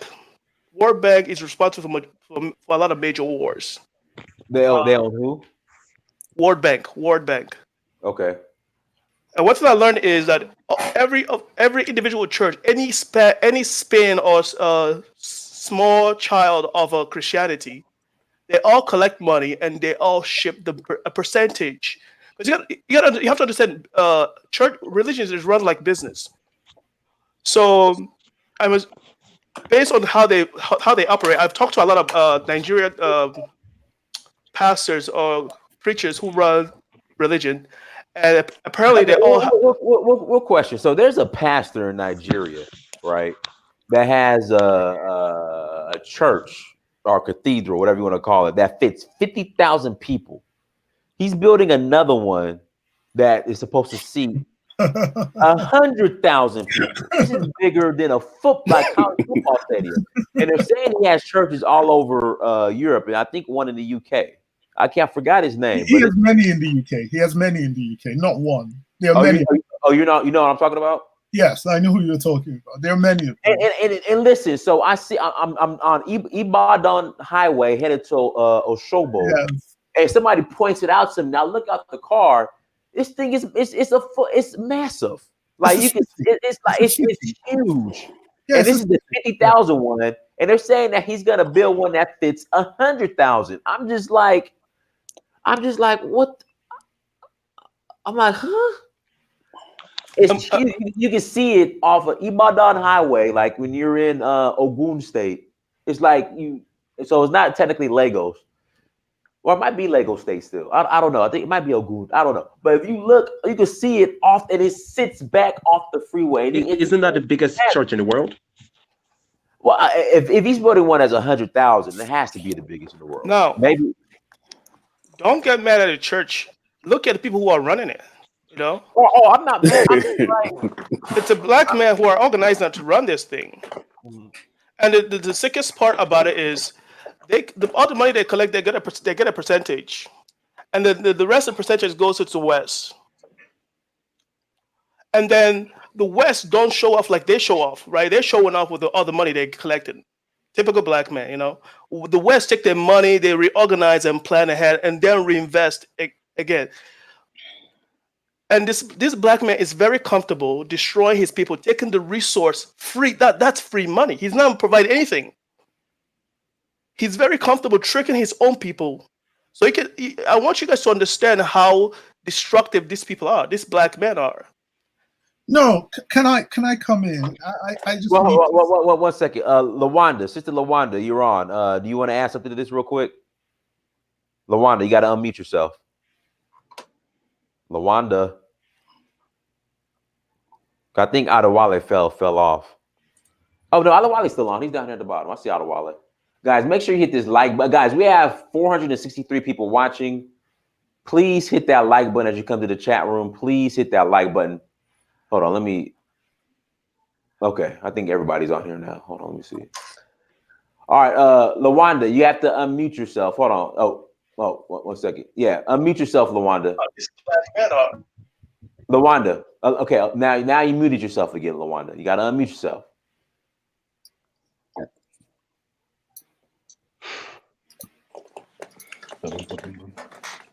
Okay, Noel, were you saying something? Yes. Go ahead.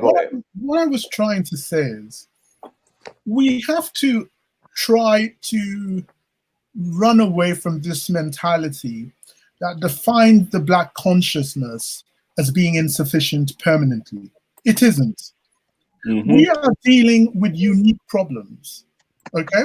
So if you come to England or you are in the West, you have a society that has been built continuously over 1,000 years. You've had wars, you've had this, but fundamentally this society has lived on its own. However, and this is very important for Black people to realize, if you go to Scotland or you go to Wales or Ireland, you will see examples of the colonial mentality, because when you go to these places... is Lumani on? Lumani's on? Okay, Lumani, I gotta go ahead and finish, brother. And Kosi, well, somebody else will have to drop off. But go ahead. Sorry about that.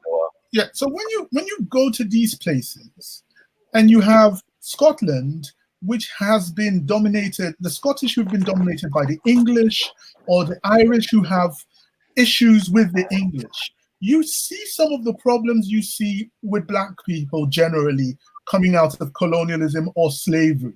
They're very common problems. They're similar problems. So we're not unique within the problems we have. Yes, we have very serious problems because those things happen over a long period of time. Religion is an issue in Africa. It's an issue because we've adopted a foreign religion, and often we always also adopt foreign languages. So we lose a sense of ourselves, because in our own ethnic religions and in our own religions, in that is encoded the way we think and our philosophies. And when we lose that, we lose the heritage that our ancestors could give us, the lessons, the kind of social or historical intelligence that's passed down through the ages. And so when we lose that, we have a problem.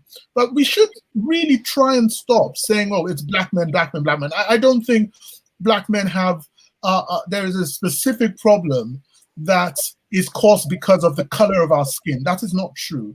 The problems we have are caused by the circumstances we find ourselves in and what we have been through.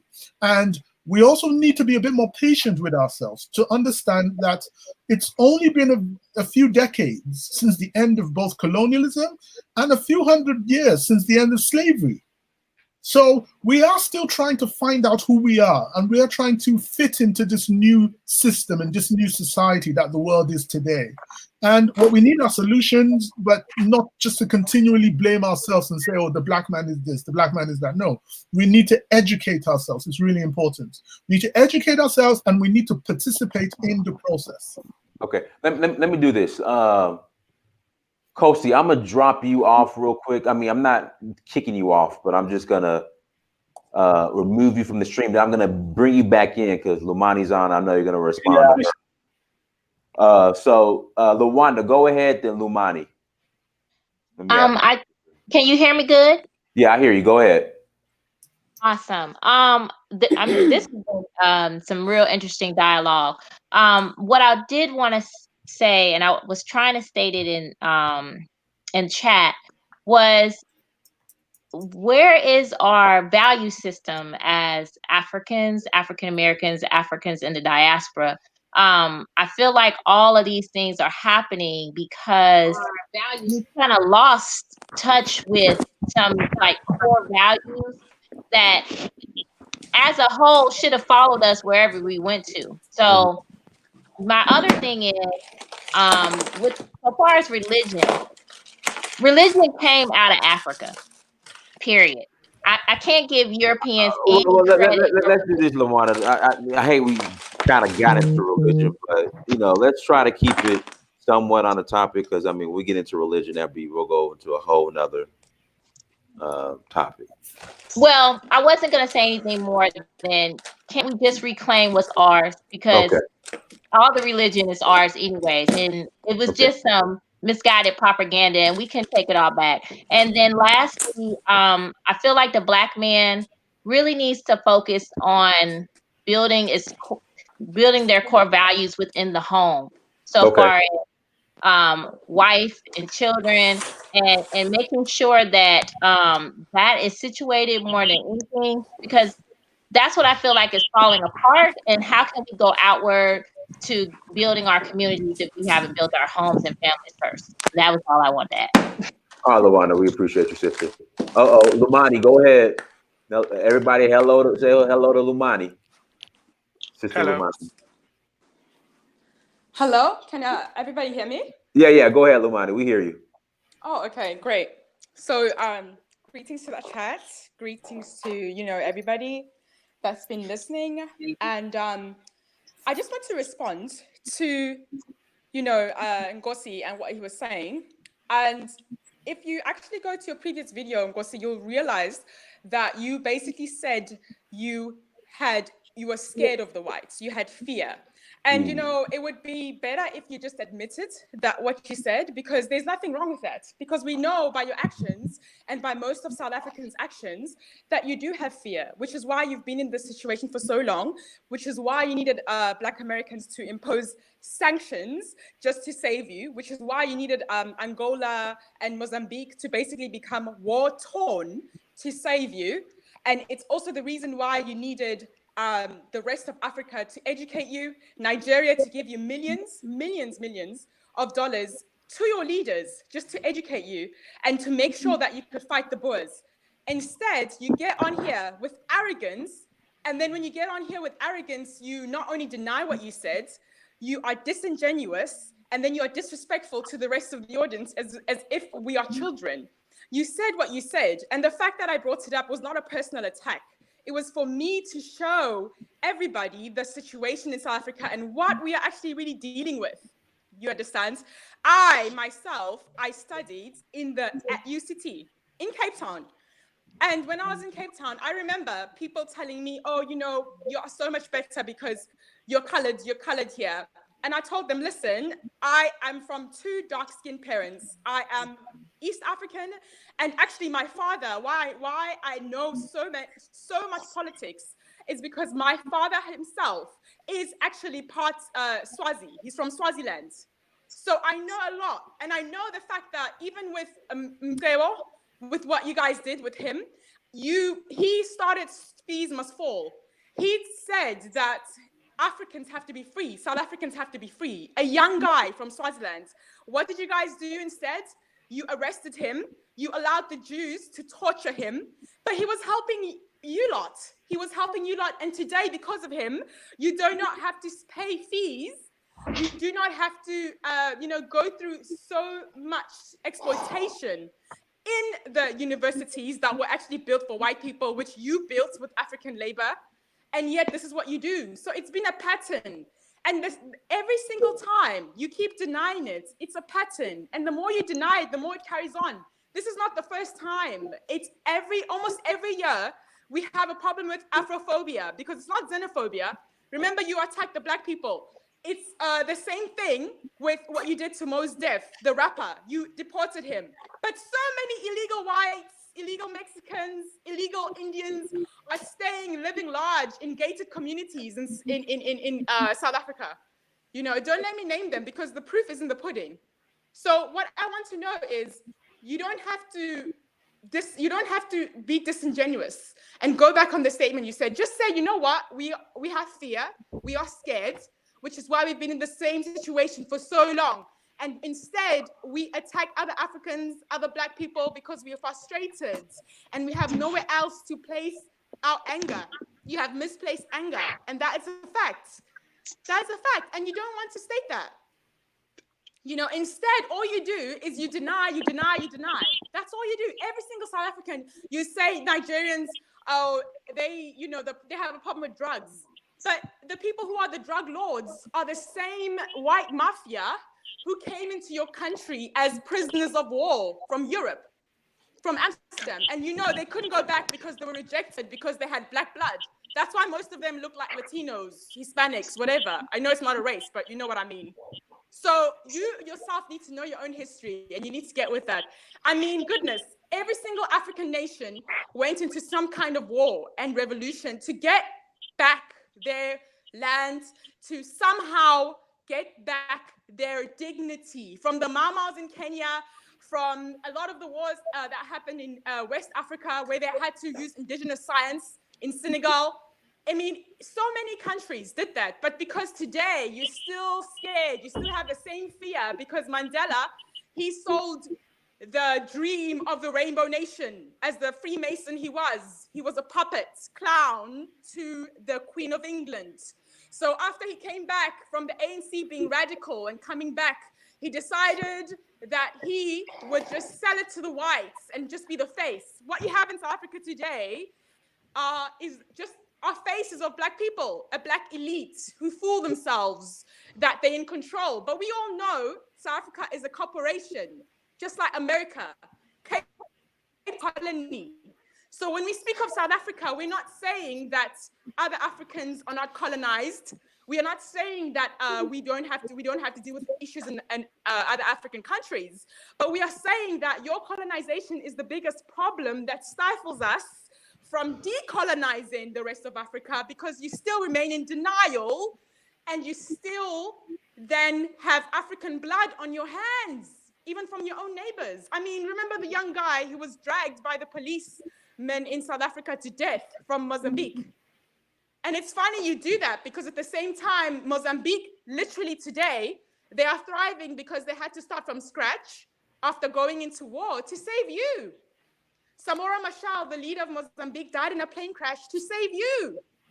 Angola had to start from scratch to save you. So I just want to know where you're getting this. Why are you being so disingenuous? I mean, the video is there. The proof is in the pudding. It's there. You said what you said. That's all. That's all I have to say with Ngozi. Okay, guys, we have 500 people watching. Please hit the like button. Again, we have 500 people watching. Please hit the like button. All right, Mr. Kosi, go ahead and respond. It's amazing. Look, maybe Lumani should try and listen to that video again and try and comprehend what I said in that video, because she has totally misrepresented me. But in any case, you know what? I think the conversation that we've been having so far has gone so far ahead from where she's taking us back to now. It would really not be a good thing for me to to respond, because it would take us further down the rabbit hole. What we're looking for now are solutions and not finger pointing. You know, let's try. I think that's really true. That is a good point. We're looking for solutions. Yeah. I agree with that. Solutions, and the truth will unveil itself to each and every one of us separately. That's all I have to say about that. Yeah, can I add to what Lumani said? It's a response to Lumani, right? Hey guys, now go ahead and continue. I just have to step out for like 20 seconds, but go ahead and continue. All right, no problem. So, Lumani, honestly, you're an intelligent sister. I've got nothing but respect for you. Thank you for your commentary. Salute. However, like Kosi just responded, right? I don't think this is the right time to be pointing fingers and be blaming Kosi for being disingenuous or whatever. The truth is, a lot of us Africans, excluding myself, we are guilty of being afraid of white people. So why we don't need to pretend like that isn't the case in other African countries. When Dynas returns, I might remind him to give you to say what happened to him the first time he went to, like, was in Nigeria, one of those African countries. He went to the country and he wasn't treated as good as the white people that were on the same line were treated, just because he was African. So it's a part of us Africans to just look down on ourselves and look up to Europeans and other people. So I'm not going to be pointing fingers at Kosi or at South Africans for being, for being scared of white people. I mean, we're all guilty of it at the end of the day, man. This is a time for us to look for a solution to get ourselves off this brainwashed mentality that we've been living in for so long, looking down on ourselves. And it's good we're always having these conversations.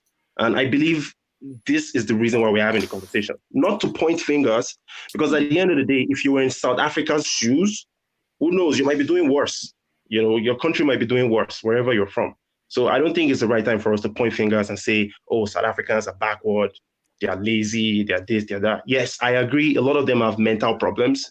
I mean, if you've lived under poverty, under apartheid, segregation, discrimination for so long, you're going to be suffering from PTSD of some sort, and you're not going to be mentally stable. That's just a fact. So I agree with respect to all of that.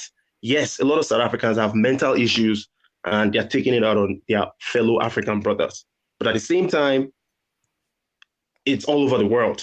That's just my point. And the best solution that I can think of is, honestly, it's leadership, man. It's leadership. We need to elect the right people into the leadership positions so that when they get there, they will do what they need to do to move us forward as a group of people. And as individuals, man, we're the ones that become leaders, because the leaders are a reflection of the people. When you get elected into a political position, you're a reflection of the people where you're from, right? But somehow, a lot of African leaders, when they get to that top position, they become corrupt. Even Julius Malema, as much as I'm rooting for him, I can't even guarantee that when he gets to that top position, he's not going to fuck up. Who knows? The man might get to that position and become the enemy of the people. Who knows? So at the end of the day, as individuals, within our families, within our communities, we need to reorientate ourselves and be more confident in ourselves and stop looking down on ourselves. So that at the end of the day, when the leaders come out of those communities that have been reorientated, they can do a good job at the top, and there will be far less poverty and far less violent crimes. That's all I have to say. I mean, I just want to chime in. I think it's really it's a very good contribution. We should stop blaming each other. I also want to say that while Lumani does have some really good points, that it's very important that we don't move towards this kind of anti-Semitic thing of blaming Jewish people. I mean, that will just turn us into a different kind of people who look at a different bunch of people who are always attacked for who they are, and do what other people have done to us and start doing it to other people. So, I think we should desist from kind of anti-Semitic comments and saying, Jewish people, Jewish capital. I mean, these are tropes that have existed for hundreds of years. And we should try and be aware, as Africans, that as we have been oppressed, we should be aware and mindful not to do that to other oppressed groups as well. I want to say something about this leadership thing. The reason America is very successful is because they don't rely on their leader. The white men of America know that they have to organize within every state, cities to get work done. See, this is another problem with a lot of black men. Black men tend to look for leadership like a boy rather than trying to understand, look in the mirror, know that he's a man, that he must lead, and then maybe work together with other men who are ready to lead to work together and lead. The problem, this is why we have a lot of problem because most of our men are always looking for somebody to lead them. You're not a boy, you're a man. Okay? Boys are led, men lead. Stop looking for someone to lead you. You are the leader.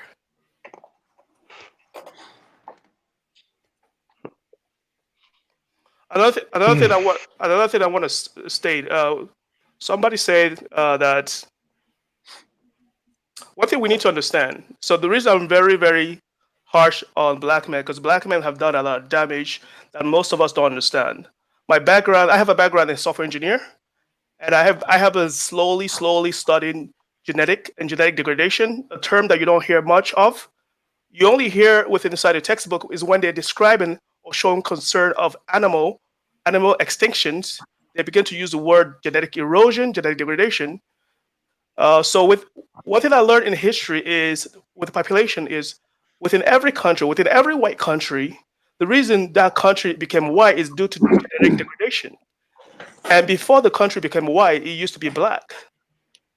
And in order in order for it to become white, the black have to continue to mate with their albino counterpart and continue to cause regression within their gene pool to the point that to the point that there's no more black there. Actually, here's another fun fact. If you actually listen to the whole Hitler movement, Hitler was not anti-Jew. Hitler was anti-black because he was killing everybody who has blonde hair, which is the lowest state of non, which is the lowest state hair color, which means it doesn't have any melanin inside the hair, or the eye had to be blue, which also shows that you don't have any melanin inside the eye as well. So he was not really looking for Jewish, but he was targeting a particular genotype. And if you understand genetic, you notice that he's pretty much anti-black. And to support this theory, there's a story of Jesse Owen. Jesse Owen Olympic, and I believe he was there was an Olympic. He was competing in Olympic. Yeah. Mr. Hitler was there. He showed he showed he was promoting whiteness as the greatest race Right. above And black. I mean, like, and, how can and Jesse, people overlook that? and Jesse That Owens that. he was anti-black. His whole movement was killing off blackness in Germany, not Jews. People need to understand that. And the reason he was able to gain power is because black men have bled the black population down to the point that they can exterminate them. This has been every country you go to. This is what has happened. Black men there have slowly, pretty much caused black genetic extinction. Okay, cool. Hey, Lumani, I don't know what happened, but I guess you were muted. I don't know, but go ahead and respond, and then we'll do like one more round, and then we're gonna close out. But Lumani, go ahead. Lumani, Lumani.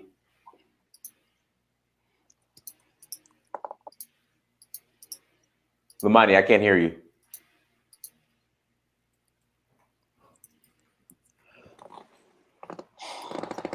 Lumani.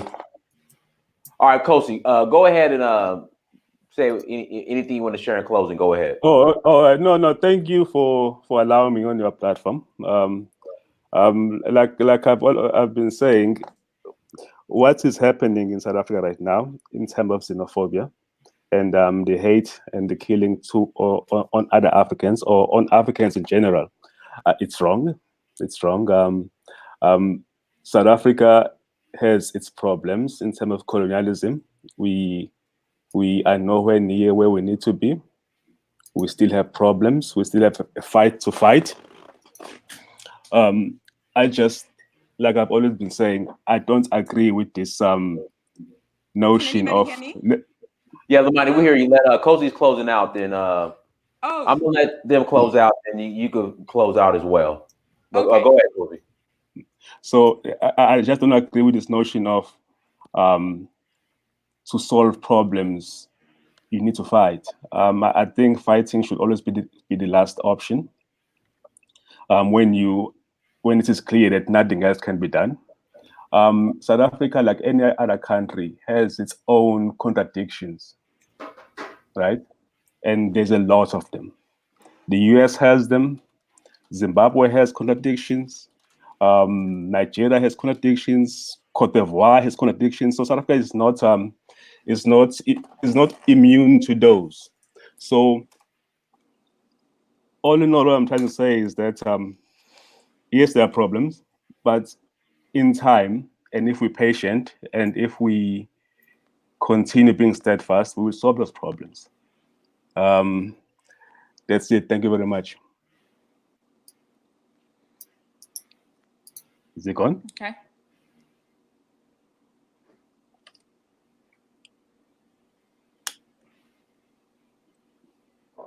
Lumani, do you want to close out? Because Hello? Dennis is Sinus- not here.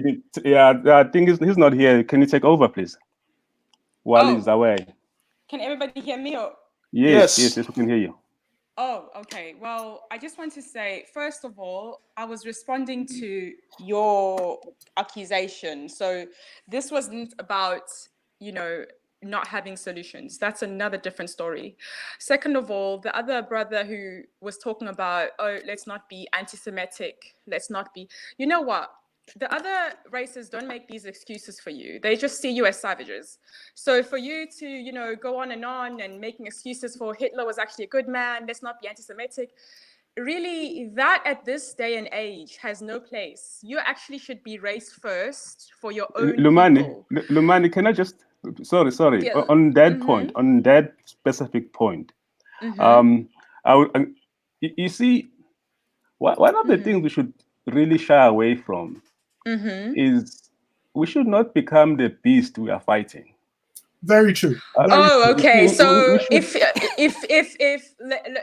okay. So according to you, when a lion is attacking you, you shouldn't have another plan or an exit strategy or another way to fight back. You should just stand there because you yourself are not the lion. You can't be the beast. So by because all the means, beast is coming to you, because the lion is a beast, you must allow yourself to be eaten by the lion. I mean, how many years has it been around the world where we've had that same cowardice?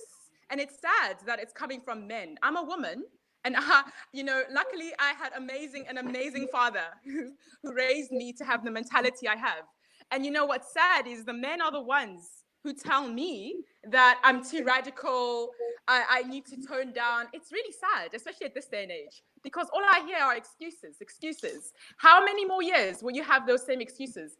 Mugabe himself, peace be upon the legend, had to eventually stand up for his people.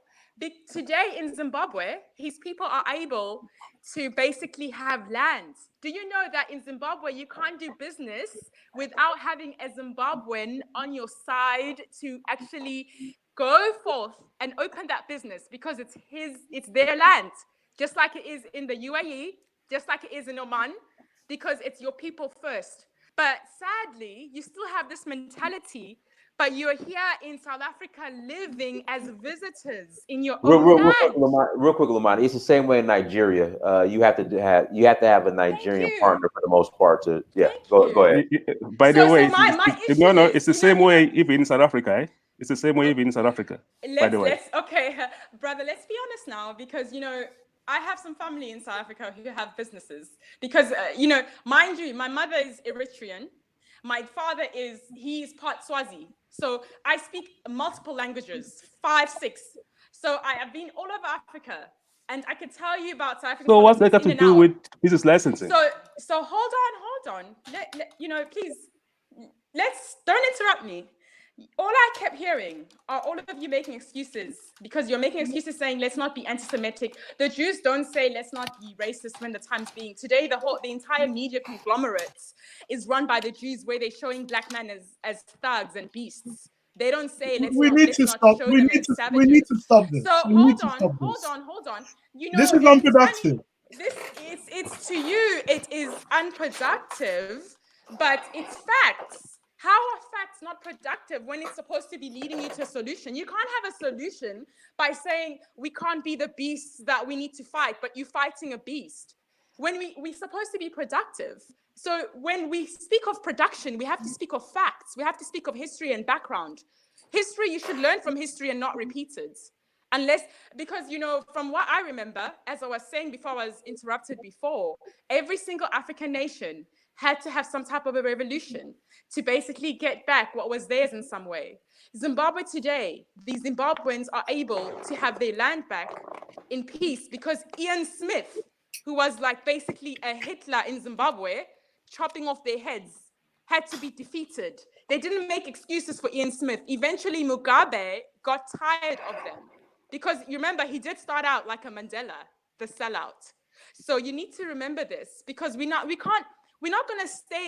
to be cowards and carry on the same cycle because that's all I hear. I hear we can't do anything, we can't fight, let's be cowards because the solution is to sit down and let the beast eat us and attack us for so long as he's been doing. Where has that helped us? Because it's become worse and worse every single year.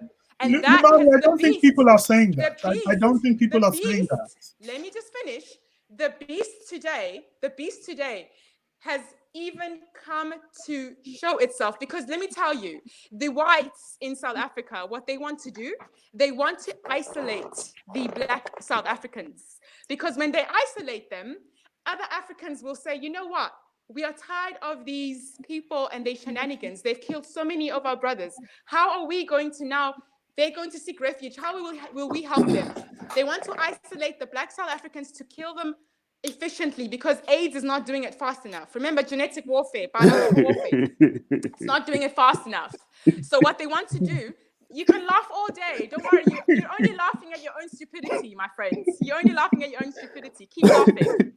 So when they isolate you, what they're going to do, because remember those same township tin cans, the squalor that they put you in, yes, I'm stating facts, the squalor that majority of you were put in and placed in during apartheid, that was a strategy because it has one exit, one entry. Why was that done? One road to exit, one road to enter, so that they can bomb you all when needed. That's why majority of you are still in there. And then the people who are like you, my friend, who think you've made it in your BMW, because now you're a Black elite and you can laugh like, you know, now you are like a little bit of a white man, my friend. You would not be protected as amongst the white communities that are in South Africa, in the gated communities that they live in, because that is the plan. That is why the Jews, the British, and the Boers continue to run South Africa in that order. The Jews will run major businesses, the British run the industries, and the Boers own the farmlands. So instead of laughing, deal with the same problem where your own men are being sodomized by the white Boers on the farmlands to date. There was a video scrolling around where a South African man, Black man, was buried alive on a stolen farm by the Boers just as punishment, as if it's the 18th century, 17th century. That is no laughing matter. That's the type of stuff we are dealing with here. That is what we're dealing with. Lumani, one incident doesn't mean you should demonize a whole people because of one. That's the same thing we're talking about here. Right. Hold on. That's the same thing we are talking about here. We are talking about people looking at Nigerians in South Africa and saying, oh, because a Nigerian, they found somebody dealing drugs to be Nigerian, you shouldn't demonize a whole race. Because Nigerians are also doctors in South Africa. I'm in the academic community, and they're also academics. Right. They're also nurses. What we are saying here, we don't take one incident or a couple of incidences and apply it to all people. Now, I'm not saying we shouldn't be angry.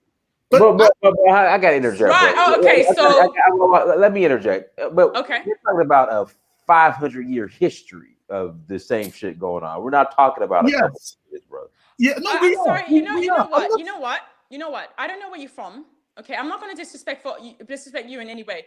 You know, I make my points and I tell the truth. It may be strong to others because, you know, we live in a day and age where people just don't like the truth. They call the truth aggressive. Truth is relative. But what Truth I is want to tell relative. you, well, it's relative to you. Truth is not relative. Truth is objective. No, Truth can no, never no, be no, come on. subjective or relative. It Yeah. is relative to you because today your mind works the Western way, the Western mind way that's trained you to think truth is relative so that they can continue invading your land and raping your women and children. Let me just finish. What I'm saying is that you say, let's not make excuses. What about, so every single year, the fact that Europeans are in Africa and invaded, we cannot make excuses because not all Europeans and white people are like that. But we know they have a history of doing this, and we know why Okay, they're so doing what's your this and why they solution? To continue. kick out all the white people in Africa? Is that your solution? Is that, oh, you know, it's funny because you assume No, I'm asking before you I can even finish my sentence. That's what a lot of you do with the westernized mind. The solution, like I said, I made an example with Mugabe. Do you know, even though Mugabe said that the whites have to get out, he didn't do it in a radical way, the way the Western media showed him to do. What he said is that the land must go back to the natives of the land, which it did. And then after that, do you know today in Zimbabwe, you still find a lot of British living in peace in mansions on land? Because the Western media, they are so entitled. They just had to project him like a demon, like a dictator. Yet they were living in peace even under Mugabe. Because he didn't say kill all of them. He didn't say to hell with all of them. And he just said, in this native land, whether we have foreigners or not, we as natives are first priority. And that's how every nation in the world works. Right. I mean, you that's cannot be a visitor in your own land. What is it you don't understand? And don't point out to Black Americans. Black Americans are not, whether they call themselves, you know, natives and whatnot, they're not in their own land. So you can't point that out to them. They're in a foreign land and they've had to survive as warriors for years in the foreign land. And they've done quite well because today we still have Black Americans alive. Otherwise, they'd be extinct by now. There are even more warriors than South Africans because every single African in this world. Can I ask a question? Go ahead. Are you advocating the removal of white people from South Africa? Is that what you were saying? Hold on, let me interject real quick. Julius Malema said the same thing that Robert Mugabe said. Thank you. Take back control of the land and the resources. They can stay, but the native South African will take back control of the land and the resources. He said he's not advocating for anybody being hurt or anything happening to them violently. He's just saying that the land and the resources need to be back in control. Dynasty. That's it. And you know wait. Who here said that should not happen? Who here amongst us Nobody said that should not happen? No. Oh, you're being disingenuous, Ngozi. Go back to your the other video. What did you say? No. You need to comprehend what I said. You need to comprehend what I said. You did not know. Brother of mine, I did comprehend. You said we cannot just have an all-out war. We cannot just fight because of the fact that the whites have the land. How will we get it back from them? That is a tactic. That's a tactic. No, not the goal. I'm getting to the goal. You said, and then you go on like your leaders say, where they promise you 100 years, 200 years, 300 years, who knows where you'll be. And then they just, for wordplay, political game. Come on, let's not be disingenuous. Okay, can I come in here and make some key points from history? A more considered kind of thing. Look, what you are saying is not an anathema. It's not something that hasn't been done in Africa before. I'll just give you a bit of history about Nigeria. When Nigeria became independent in 1960, a lot of companies that were multinationals were renationalized for different reasons. A good example is BP, which is British Petroleum. British Petroleum was taken back and renamed AP, African Petroleum.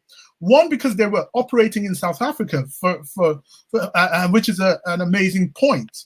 However, taking back land, I'm not saying the land should not, nobody here is saying the land should not go back to the indigents. In truth, it will be a terrible injustice if 20% of the people in South Africa or 10% keep 80% of the most arable and productive land. That cannot happen anywhere. The issue is how that land is going to be taken back. How do you redistribute it? Let me give you an example. In Nigeria, when companies were indigenized, it has taken Nigeria about 40 to 50 years to figure out how to run big multinational businesses. Exactly. It is not just as simple to just take those businesses back. We have gone through a lot of issues, internal issues. Yes. You know what's funny? I'm sorry to interrupt you. Yeah. You know, what's funny? I yield the floor. Okay. What's funny to me is that you have the same points that the white people have when they say that, you know, Africans cannot farm. They need us. They need our brains. I didn't say that. No. Let me finish. You said that in terms of what? We took us 40, 50 years to learn how to run the business. I'm just saying we should be aware of the consequences. Hold on. I'm not saying we shouldn't take back stuff. What type of businesses? Because those same businesses were not even African-centered. They were what? Corporations to exploit your people and to take resources. Africans before were doing just fine running their own land, farming, before any invaders. You, in fact, are advocating for invaders' exploitation and carrying on to exploit you because let me finish. Because you are saying, you know what, Africans basically don't have the brains to I didn't say that. No, you said it takes 40, 50 years. Brother, indirectly, that's kind of what you're saying, bro. No. All I'm hearing is the Zimbabwe stoning. Let me articulate. Africans have had. Let me articulate the point clearly. Just if you give me a minute, let me articulate the point. Now, I'm not here to say what you were saying is wrong. I'm just saying, understand what I'm saying. We need to be aware of, if you want in South Africa to take back land, by all means, do this.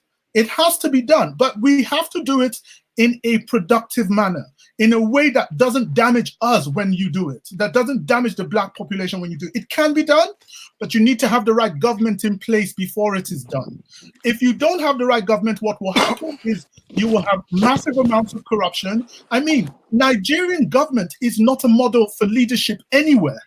Yes, fortunately, one thing Nigeria does have, which nobody talks about a lot, is that Nigeria is one of the only Black countries that controls its economy. Whatever wealth is there, even if they mismanage it, belongs to Nigerians. It belongs to Black people. So the billionaires in Nigeria are Black people. You don't have in Nigeria white billionaires. It doesn't happen. So even though they mismanage their own economy, they mismanage it and they do it among each other, among themselves. However, I don't disagree with some of the points you are making. I'm just saying that using violence as a means of taking back land may not be the most productive. I'll give you a good example. The Chinese have been we have to look at the Chinese example. They've been very successful in shifting wealth from Europe or America to China. They haven't done this violently. They've done it in using economics. They've done it using smarts. I am just saying that there may be better ways than violence, because what you are saying is that violence is the only way to take back land. And I'm saying there are other ways to do this that may not be violent, where we don't have to live with additional trauma for another 40 years. Nobody is saying it is an injustice for that land to continue to rest in the hands of white people when they're a minority and that land was stolen in the first place. Nobody's saying it should continue. We are saying, how is it done? What are the ideas on how it should be done? Listen, if South African men really want a solution, trust me, they would have a solution. They don't want a solution. They love their position. No. They love it. No. I think there has to be a line that we need to walk between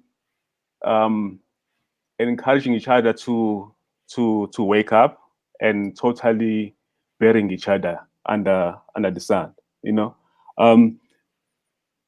you see, to say South African men do not want a solution, dude, I don't think Mandela would have spent 27 years in jail if we do not want a solution. The issue is, how do we get to where we want to get? Mandela is And one person. sorry, Mandela is one person. Mandela is not the only person who suffered during apartheid. The whole nation suffered, and the whole nation fought. You can suffer, but what are you doing about it? You see, my brother, to ask, what are you doing about it? Where are you? I'm in America. You're in America. Okay, all right. Maybe you should take time and educate yourself about exactly what progress South Africa has made since the end of apartheid. Now, I will tell you, it's not enough. It's far from being enough. But the idea that in order to reach our destination, our end goal, we need to destroy our own country is an idea that I personally disagree with totally. We don't need to do that.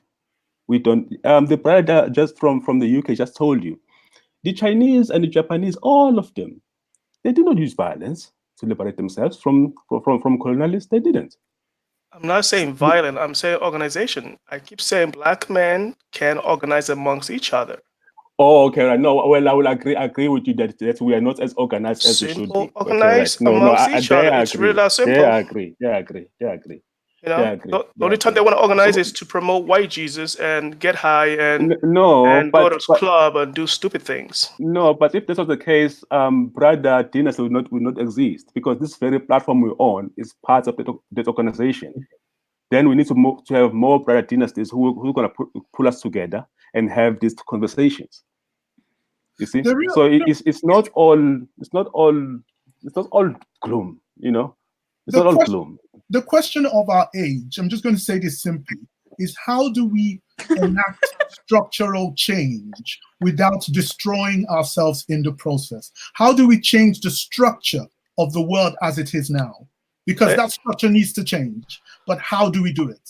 Play their game, organize amongst yourself, collect resources, and empower your community, your population. It's really that simple. Let me interject. Listen, we have Nigerians, we have all these Africans who are in the diaspora right now. I mean, what's stopping us from coming back and helping the build? That's my thing. We're in here, we're at all these prestigious universities. You know, like here in America, you got Nigerians bragging about how they they graduated so many Nigerians from Howard. So as far as this being able to, I guess, properly maintain the land once we take back control of it, you have the manpower and the ingenuity is there. So I don't see what the issue is. Exactly. It's more complex than that. I mean, Oh my God, man. No, it's not complex. Can I ask a question, please? I'm sorry. I just hold on. Let Lumani say something to close out. But we're making it way more complicated than it really is. You see, Dynasty, not every African American would want to leave America to come to Africa. I'm not saying African Americans. I'm saying there's enough African indigenous. Hold on, shut up. There's enough Africans born in Africa who left to be educated in Britain, America, Canada, all over this planet, who have learned and developed the skills to answer your question, who are now like second and third, like at least at the very least second generation. Like we're going on generation number 3, who could come back and help build. That's what I'm saying. They're not gonna come back. Exactly. I'm coming back. I was brought here as a child, but I'm gonna go back right now. Yes, no, you guys should come back. All of you should come back. I'm gonna return back for number one. You need money because I do plan on building a bunch of houses, and start some organized community. And in order for you to do that, you need money because people are not gonna work for free. So you need money to entice them, to inspire them, to persuade them, to motivate them. So that's one of the things I'm doing right now. Hello? Yes. Oh, Can everybody hear me? Yeah, we hear you. Go I ahead. don't have my headset. Okay, I don't have my headsets on, so I don't know if it's clear. You're kind of low, but go ahead. Go ahead. I'm low. Okay. All right. Too low, You're fine. or You're is it fine. Go ahead. Go ahead, Lumani. We hear you. Go ahead. Go ahead. okay? I just want to conclude. One, all I hear are excuses in terms of the tactics, and you have to, crawl and think about how you're going to attack this maze colonized you for so long when they don't even care for your life as savages, is what they call you. Second of all, no one said that all of a sudden, you have to kick out every single foreigner and kill them all like you've been watching Game of Thrones. What we are saying is that in each and every African nation, the African must of that nation and any other African must be put first in their own land.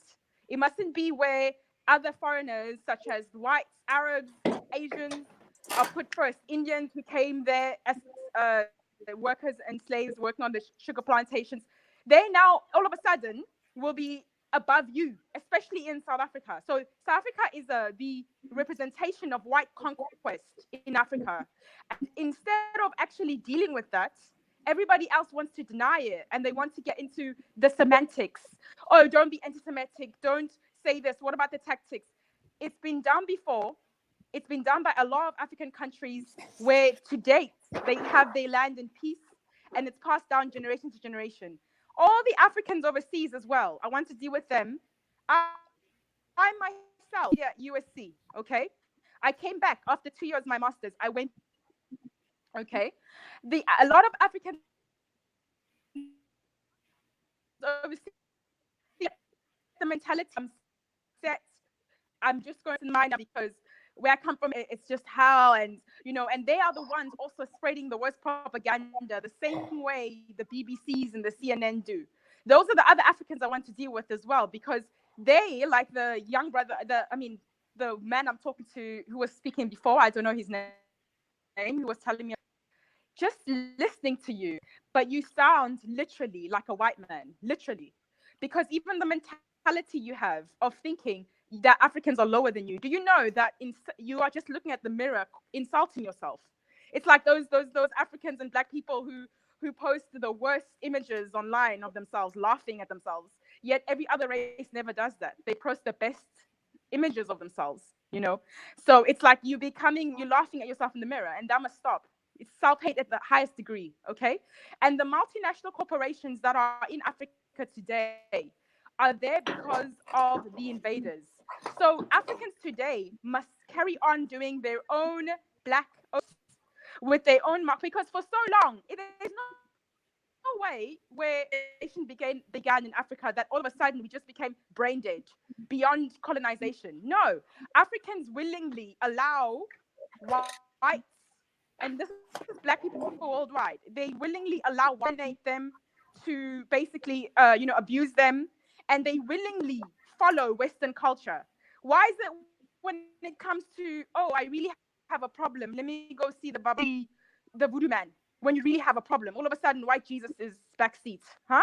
Why is it all of a sudden when there's traditional wedding, you have a traditional wedding?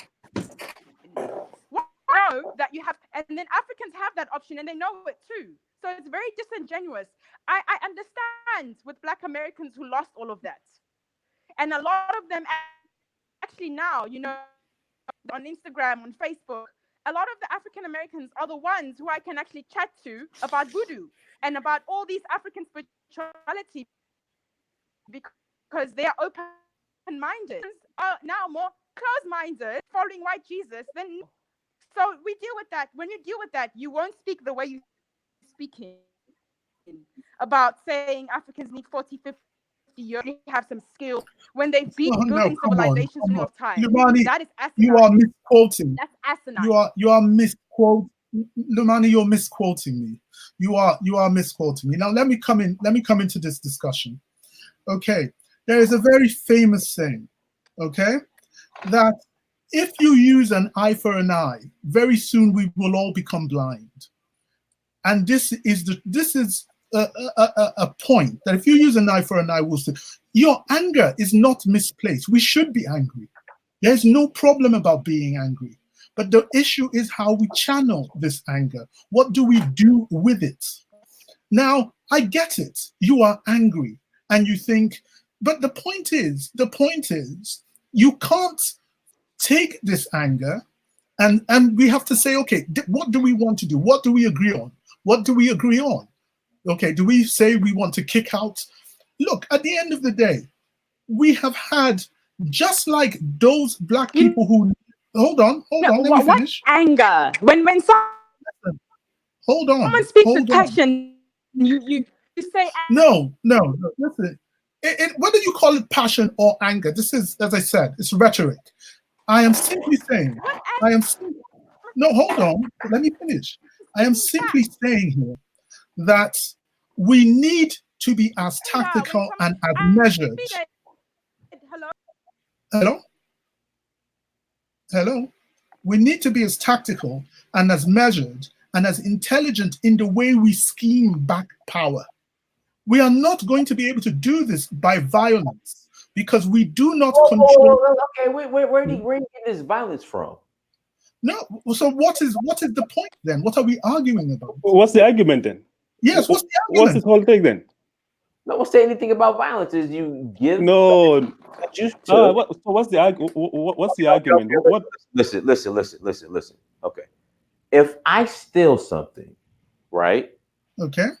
The police come and say, Dinus, return it, or I mean, this is what happens. Depending on the police officer, police say, hey, return what you stole, or you're going to go to jail, Okay. right?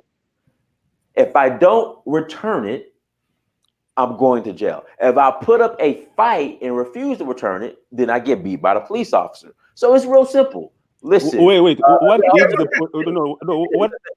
police the authority to tell you that? What gives the police the authority to tell you that? What gives the police the authority to tell you that? Whoever puts in power. No, it's the guns they have. It's the guns they carry. Okay. So you're in South Africa. Listen. No, anywhere in the world. It's the guns that the police carry. I'm not. You're deflecting. Listen, it's simple. Mr. Boer Englishman. Look, you guys have been here a very long time. We want our land back. So this is what we're gonna do. You guys are more than welcome to stay. No problem. But we're gonna take back our resources. Now we can do it the hard way, or we could do it the easy way. It's really that simple. I don't. Can I say why what you are saying is more complicated than why you think it is? How is it more? Why are we overcomplicated? Okay, let me explain it to you. Let's try and bring a different perspective to the discussion. Here's the problem. The international banking system and the monetary system that we have. Hold on. The international system we operate in, okay, is one where white people have power. We can do this, but as you can see in Zimbabwe, it has detrimental effects. I knew. I knew this whole time we was going to go back to Zimbabwe. I don't know why. Hold on. We are not saying. Malema has made a very articulate point. Nobody is saying that this land should not be redistributed. Nobody is saying that. The question is, okay, can I ask you a question? If you take this land back now, there are practical issues. Who do you give it to? Can I just ask? Can everybody hear me? Hello? Yeah, go ahead, Lumani. Oh, what anger is this people talk about? And, I saw one person in the chat saying they feel sorry for my husband. Sweetheart, at least I have a husband. If you think this is bad, you should listen to my husband. My husband is the one who basically leads. I don't have a problem with Lumani's views. We need to have multiple perspectives. I just want to answer to the person in the chat. Sweetheart, my husband is the one who leads activism. I'm just the one who's taught by him. I think like this because of him, sweetie. At least I have the husband and the father who taught me this mindset. So I just want to know what anger, because what's funny is when we talk about things with passion and we talk about the facts, all of a sudden it's anger. It's it's radical. Just my point before. No, I don't think it's radical what you are saying. I'm just saying we need to profess practical solutions. Yes, brother, but this is the problem. It's not as simple as just going and taking land. No. This is the problem. This is the problem. We've been talking about practical solutions since 1994 when apartheid ended. I mean, we're going to wait another 20 more years for more practical solutions? That's a good point. But if it's going to be done, first and foremost, the people of South Africa have to mobilize themselves. They are going to have to dethrone the ANC, because the ANC, the elites in the ANC, are in control of government, and they do not want to do that. So, but what I would like to ask is, why is it, beyond the problems the ANC has, why is it that it's so easy to vilify Black leaders in such a way, but you have people like Trump, people like Putin who have billions, and he is literally the richest man as a president, but no one will be there to vilify him. The ANC, Trump is vilified enough. Trump is vilified enough. No, hold on. I mentioned Putin as well. Don't now choose. Putin is also vilified enough. These people are no saints. Hold on. Let me finish my point, please. Let me finish my point, dear brother. I'm saying, why is it that we are so quick to point out the anger, we take it to Black men the most, but we never ever deal with the actual core of the solution? Just like with what we're saying with South Africans or other Africans, if we attack each other, but we don't attack what's actually really making us suffer. Because the ANC itself, for them to be puppets, there has to be a puppet system that allows that. For them to actually have betrayed their people, because you remember, they didn't start like that. They started as real freedom fighters. Even Mandela himself, he never started out as a toothless lion. So there was a point in time when the Chris Hanis of the world, the Robert Sobukwe's of the world with the PIC, there was a time when the Steve Bikos of the world were literally tortured and, killed, peace be upon him. But they were able to fight, and they didn't start out like that. They were made like that for their own interests. So to me, pointing out the ANC, it's like right foot, left foot. It's like the same in America with Republicans, Democrats. It's the same body part. It's the same feet, the same legs. No. So what I want you to say, what I want to know is, instead of saying you're going to deal with the puppets, we know we have puppets. That's the political game. What is the core situation that you can deal with at this point in time to urgently resolve the situation that it's going on? People love pointing at leaders as if leaders are their parents. They forget that the political game itself is not for the interests of the people. The leaders are not your parents who rule your destiny. No one told you tomorrow you can't be a wealthy man because some leader is in your way. We live in a capitalist society. So for you to point, I find it cowardice. If you point out just, it's because this leader, it's that leader. At the end of the day, that leader, he's there because then he'll be a reflection of the people. So beyond leaders, what can you do on the ground? Lumani, if we follow your logic, we are on our way to anarchy. There's a reason why we have leaders. Leaders are people who we coalesce around and concentrate all our wishes and hopes. Don't put words in my mouth. I did not say you must not have leaders. I said you must understand the game of politics. You said we should not blame our leaders. That's what you saying. I said you cannot don't put words in my mouth. I said you are quick to vilify the Black puppet leaders who are put in place we must be. By who puts them in place though? That's my point. Who puts them in place? For the very reason that we put them in power, we must be quick to vilify them. That's the reason why. Do you do you think that the election system is still work? Do you think going to vote you determine your leaders? Can I ask you that? Well, personally, I believe that we would be better as Africans if we lived under benevolent dictatorships, if that ever was to be a thing. I don't like democracy. I don't believe that we as Africans should be living under democracies because it's easily influenced by outside forces. Okay, a at least dictator that's one who thing. loves his people, right, Yeah. would be a far better option than a democrat. Yeah. That is my personal view. Okay, at least that's one thing I can agree with you on. Can I jump in? Can I jump in there quickly? Yeah, go ahead. As I said, Irani, I'm not. Mhm. I am.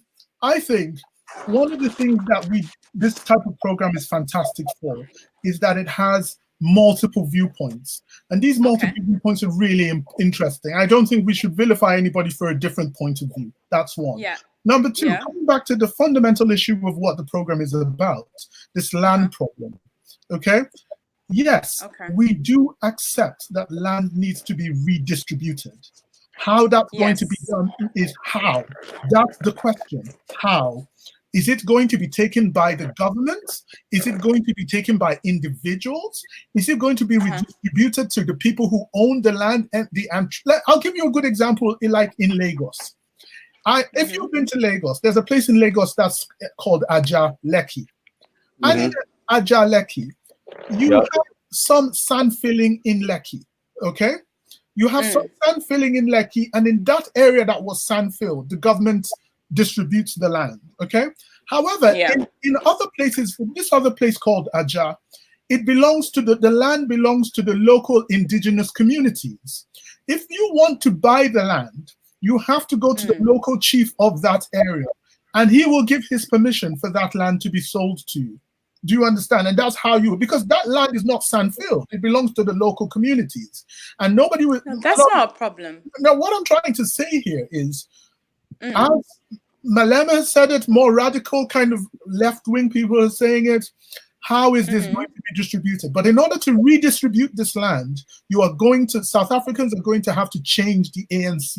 The ANC have a vested interest in maintaining the system as it is. They will not redistribute that land, because if they do that, it will mean a loss of capital from the people on top, and they don't want to do that.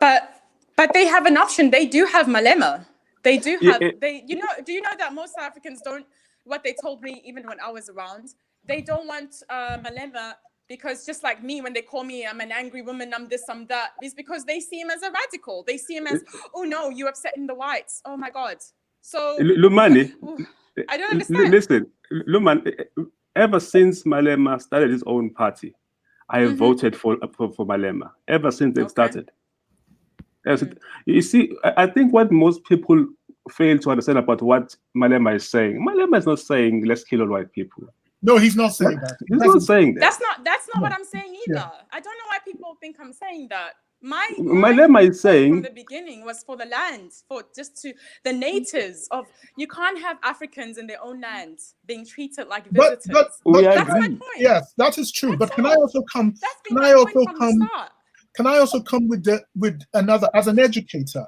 I am going to say this. I know you say that I'm overly influenced by Western philosophy, but I'm going to say this.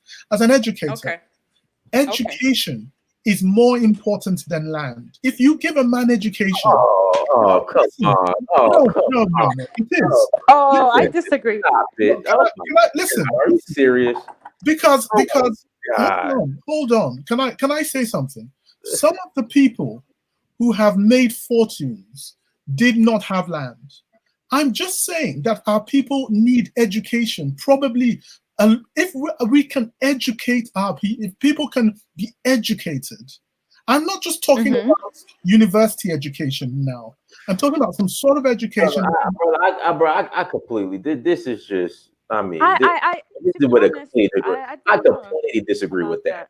You get the land, then you build the institutions to educate people on your own land. But land is the foundation. I mean, come on. Land is the foundation. I mean, come on, man. Land is the foundation. This is why the white men always take the land first. This is education. I'm not saying that land is not important, but we need educated people. We need our people to be educated. And if we continue to be uneducated in the way the world works, we will make the same mistakes our ancestors did. Our ancestors made the mistake of seeing the white man when they came to Africa and thinking they were benevolent. They are not. And that's the problem. If we educate ourselves, then we know what we are dealing with. But if we do not know what we are dealing with, if Black people who are in Africa don't know what they're dealing with, they will make the same mistakes over and over again. And that is why education is important. You sound like somebody said in the chat room. This is the instead of getting money for reparations, we need more books in school. No. Education is not just about books. That's very myopic. Cut me my check. No, Get that's your very land. very myopic. Education is not just about books. No, man. No, dude. Get Is your that land. what you think education is? Just about books? Education is not just about books. Do you guys want to know a secret? Go ahead. What's the secret? If you want to destroy white supremacy, all you have to do is stay within blackness, protect it, uplift it, and replicate it, reproduce it, continue the population. Because the white gene can survive. They need black gene to continue to extend them. You keep distance from them, they're going to slowly regress. Well, I'm not even that, but this is what I'm going to do. I'm going to go to Europe. Now I'm going to say, hey, Europeans, I am willing to exchange education for your land, and we'll see how that works out. Okay. Since you want to make a mockery of what I said, hold on. Since you want to make a mockery of what I said, let me give you a history lesson. My parents come from a traditional place called Benin. Benin were one of the first people in Africa to fight the white men when they came to colonize. When they fought the white men when they came to colonize. Are you talking Benin Republic or the kingdom? No, the Benin Empire. Okay. Let me also tell you another thing. Most people are aware, where I come from, the town I come from in Benin, Benin has been relatively civilized for hundreds of years. The Benin Empire started off training with the Portuguese more than 600 years ago, way before colonialism. If you want to check your history books, you can check it. This is true. The Benin bronzes. These people had technology. Right. But the problem you have here is that if you don't know your enemy, if you don't know the person you are confronting, you will make the same mistakes over and over again. If you take that land back, and you give it to the local population, do you know what has happened elsewhere? Elsewhere, people who control capital have found a way to buy that land back, and you will lose it, which is one of the reasons in Nigeria you have the 99-year rule, which means all land is invested in the state. According to the Land Use Act in Nigeria, all land, when you buy a house in Nigeria, you can only have 100-year lease. You can't have a freehold. No. Land in Nigeria is freehold. No, it is not. It is not. Okay, can I come in here? Land in Nigeria. What Malima is saying is that all land should be in the hands of the state. That's what he's saying. And he's saying once the land is in the hands of the state can then distribute the land according to the needs of the population. Which is what happens in Nigeria. That is what needs to happen. Yeah, which is what happens in Nigeria. In Nigeria, there is no such thing as a freehold. No, land is freehold in Nigeria. No, it is not. I'm telling you this. It's not. Now Ghana is leasehold. No. In Nigeria, all land is given with 100-year lease by the state. No. Listen, I'm telling you this. No. This is not something I'm going to argue about. I'm telling you this is a fact. Go and check it. All land in Nigeria belongs to the state government, not even the federal government. You have federal lands, but most land is vested in the state governor. I think it depends on the state. Yes. The state governor has the power to disperse land as he likes it. So I'll give you a good example. What has happened in Nigeria before is when you've had governors, they have given themselves land. And that's one of the corruptions that people talk about in Nigeria, where they go and see a piece of land that's vested in the state and they will it to themselves for 100 years. Now, the point I'm trying to make is this. It has happened in other places where land is redistributed to the people. And still, when the land has been redistributed to people, international capital, because those people can't harness international capital, they come and offer them knockdown prices and they sell the land again. Do you understand what I'm saying? And this is why I'm telling you that education is important. That just taking back the land doesn't mean that other people can't still acquire it from you. And Like, generation. But this is the thing, bro. That's that whole don't give black people reparations in the form of cash because all they're gonna do is go spend it at the No, night. that's not what we are saying. We are Like, saying you can do so that. No, we are saying you can do that, but you have to have education as well. You can do these things, but if we are not knowledgeable, if we don't know how to do these things, how to work within the structures that are laid down, we will make the same mistakes. we've been in this system now for hundreds of years. I mean, come on. Like I just all I'm hearing is stalling tactics now. So what do you suggest? What do you suggest? The land gets redistributed. How? To I would say to privatize the competent black-owned I would say companies who could provide opportunities for the people. But to say it is much easier than doing it. Yeah, that's the whole point. That's the whole point. No, because listen. I'm Nigerian. I can tell you this.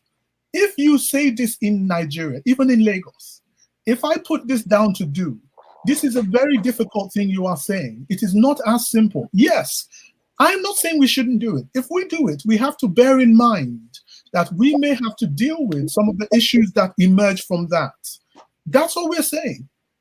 And one of the issues that will emerge from that. So you're saying the issues that we have to deal with if we were to follow through with land distribution versus it will be worse. No, I didn't say that. I'm saying that we need to, as well as land distribution. No, let me finish. Will be worse than currently indigenous South Africans not controlling the. No. What I'm saying to you, you see, you, it's not is all. What I'm saying is that you can do land distribution, but you have to do education alongside it. These things have to go hand in hand. They can't happen, and we need wholesale education of the people.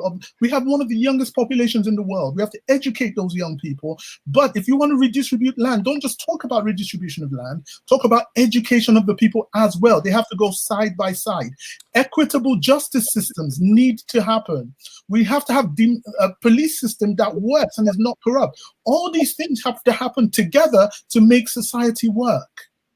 Just putting one solution is not the solution. We need multiple solutions. He's right. One of the things that plagues black men is lack of information. So yeah, education is necessary. I'm not saying you can't redistribute the land, but alongside that redistribution, when you move into a new house, you don't just buy a house. You got to get insurance. You've got to buy furniture. You've got to buy fire alarms. You do many things at the same time when you move into a house. That's what I'm trying to tell you. If you are going to redistribute land, we have to talk about the other things that come alongside that redistribution. Education, making sure that the people who own the land have proper health care. Because if they don't, they will sell the land for 2 pence once that opportunity presents itself. And then you have money grabbers, people who are just gathering up land, and before you know what's happening, there are people who buy that land off them. These are real issues that we need to talk about. So basically what you're saying is until we, I guess we'll wait another 20, 40 years to figure this out. No, I'm not saying we should wait. I'm saying we need to do these things together, and we need to talk about them together. We need to talk about things together, not singly. As in, just take the land, take the land, take the land. No, if you want to take the land, we need to do education. We need to have medicines for our people. We need to have justice. We need to have effective policies. We have to fight corruption. These things have to be done together.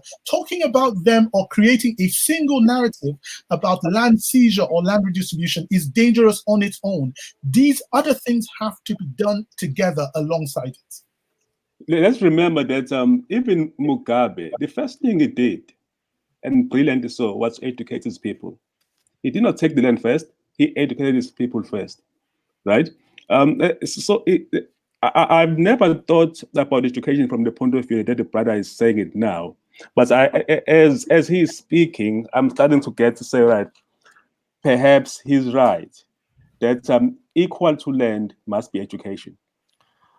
We also have to be careful because education, I will say information, not education, proper information. Probably, if you want to term it that way, that's correct. Information as well, because if you don't have that, then you are going to have, look at what happened in Brazil. Look at what's happening in Brazil. In Brazil, you have indigenous communities who own the land and now under siege by multinational companies who are trying to acquire that land. They own the land already. Yeah, but they're under siege as in regards to they're sending in their, these multinational companies are sending in their hit squads to take out these indigenous people. It's completely different. Yes, no, it's different. But as I said, if you cannot operate within the international system of capital, you will your land. You will soon. We keep saying international system of capital as if we need to operate outside of Africa. Oh, no. You cannot think you're going to solve our problems and ignore the world. It does not work like that. It doesn't work that way. You can't. You're not going to be isolationist. Just sit there and. We know Africa itself does not need anyone. The system we live under, it's all interconnected. Yes, thank you. I'm sitting in front of a computer right now. It was not made in Africa. I can tell you that. Hello, but we can make our own computers. That's what I'm saying. We have to be self-sufficient. Can I jump in? Okay, is this officer of the damn law? Yeah, officer of the damn law, yes, sir. Okay, go ahead. Sir, those two South Africans, I don't know, you guys have been talking and it has been annoying. Okay, like I've been really angry on the chat because you guys are saying things that are so annoying. To the guy from Benin City, why do you say that we need education before we need to get land? Like, I'm Igbo, right? I come from the Igbo tribe. And one thing about us in the Igbo tribe is that land is very key. First, before whatever anything, like who controls the land has ownership. And that is what even the BIU is all about. It's all about land, infrastructure. People are some of the most educated people on the planet already. Yeah, wait. Wait first. Edoman, wait first. Because I can't believe you are saying all this nonsense. Land, infrastructure, and nationhood. I didn't. But you and I both know that in Nigeria, one of the things anybody will tell you is that a fool and his money are soon parted. And let me tell you. Important. I'm not saying it isn't. Wait. Look, let me tell you one thing. Land is very important. You are saying that land ownership. You are saying that land ownership. You were saying something about the state government owned land. Look, if I buy a land in Nigeria, it is mine. It is mine. It is mine. But the state can still take it from you if they want to. The state can't take anything. The state can't take anything. It's a lie. Yeah, but that's called eminent domain, which is here in America. Yeah, exactly. The state can't take it. But the thing is, I've never heard of in Nigeria. Prince Diana is a lie. It's a lie. Can I ask my Nigerian brother? Okay. Maybe in Lagos. Can I ask my Nigerian brother a question? Okay. You and I both know that in Nigeria, education is valued almost more than anything else. Yeah, it's valued, but land is also valued too. True. Correction. White Jesus is valued more. I'm not saying that land is not important. I'm just saying we have to talk about these things together. We shouldn't talk about things in isolation. We need to talk about them together because they are all interconnected and they affect each of these things. That's all I'm saying.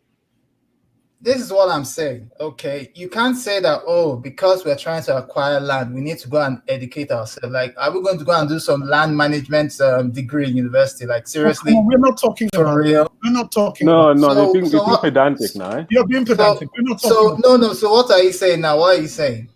Okay, what I'm saying is simple.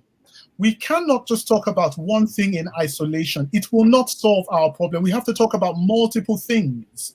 This world is complicated. There are different strands of things happening at the same time. We need to be aware of all these things. Yes, we need land. We also need education. We also need healthcare. We also need to look at female issues, which is really important. I mean, if you're looking at South Africa today, we are talking about Nigerians being beaten, but look at the the amount of violence against Femicide. women, femicide that's going on. We need to talk about all these things together because they are all important and they are all interconnected. If we don't educate if we stop letting girls leave school, get married early, have 15 children, this will affect things. I'm not saying that these things are not important. I'm saying we have to talk about them together because just looking for one single solution will not solve our problem. So what are you saying now, that South Africans shouldn't get their land back from the crackers? No. I didn't say that.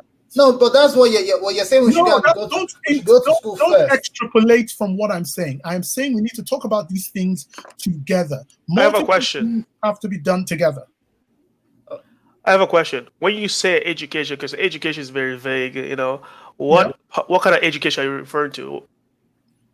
I just mean that we need to be aware. We need information, like what you said. I'm not information talking about information about what? What information are you talking about? Because if you get educated on if you get a degree, can I give you a good example? Can I give you a good example? Okay. We're talking about taking back land. Okay. Okay. Now, if we take back land in South Africa, okay, if you take back land in South Africa and you allot this to people who are generally poor, I can guarantee you, without educating them or putting laws in place to prevent that land from being sold again, people will come and offer these people who have the land large amounts of money to get the land back. So then you will now have a lot of capital flooding into the country to buy land that has just been redistributed. Okay, well that's on them. Okay, let me just add on to what this guy is saying. In South Africa, right, there's a government program now that is designed to buy land from white farmers and give it to black people. Or let me rephrase. It is designed this is a mechanism for black people to reclaim the land they were kicked away from by white people.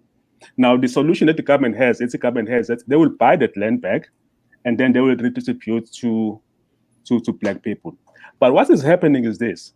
The people who claim the land, right, they prefer getting money than the land itself. That's another problem that we have. The very people who claim the land that the government is buying on their behalf prefer money to the land itself. It is a reality that is happening right now. So to get the land is one leg of a problem. The second leg is who do you give it to and what do they use it for? But see, why is that South Africans are always kissing boys' ass all the time? Why, with this whole, I don't call it xenophobia, I call it crime. It's a crime. Like, you guys are supposed to attack the boys that have been destroying guys for the past 500 years, but what do you guys do? You guys are attacking us, your African brothers and sisters, destroying their little kiosks and everything. My brother, we've moved on from there. We're not moving on from anywhere.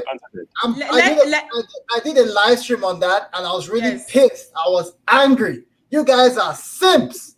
You guys are worse than simps. You are no men. Thank you. Yes, You're not a man. If you do You can't blame them. Their parents provide proper information. Can I just say, police brutality? Thank you so much for entering. South African, you guys are simps. Thank you so much. I've been arguing, you kiss crackers ass all the time, but you bring your weapons and start attacking us no, on the streets in South Africa. You think we won't attack back? I have friends and family in South Africa, and they're complaining. Dynasty, you need to control this now. We come here to offer a view that is lacking from your country. No name names. Don't call them names. Listen, stop. Stop it. Stop it. This is wrong. Do not call them names. This is wrong. It is damn wrong. He is simply stating it's not that it's just only wrong, it's also counterproductive. Stop. Because to call all South Africans names, it's not all South Africans. I'm not calling South Africans, it's the truth. No, come on. How can you be attacking us? We're not the problem. We just control 0.002 Thank of you. the economy. Well, you don't attack ShopRite. You don't attack crack all the time. That controls 90%. Lumani.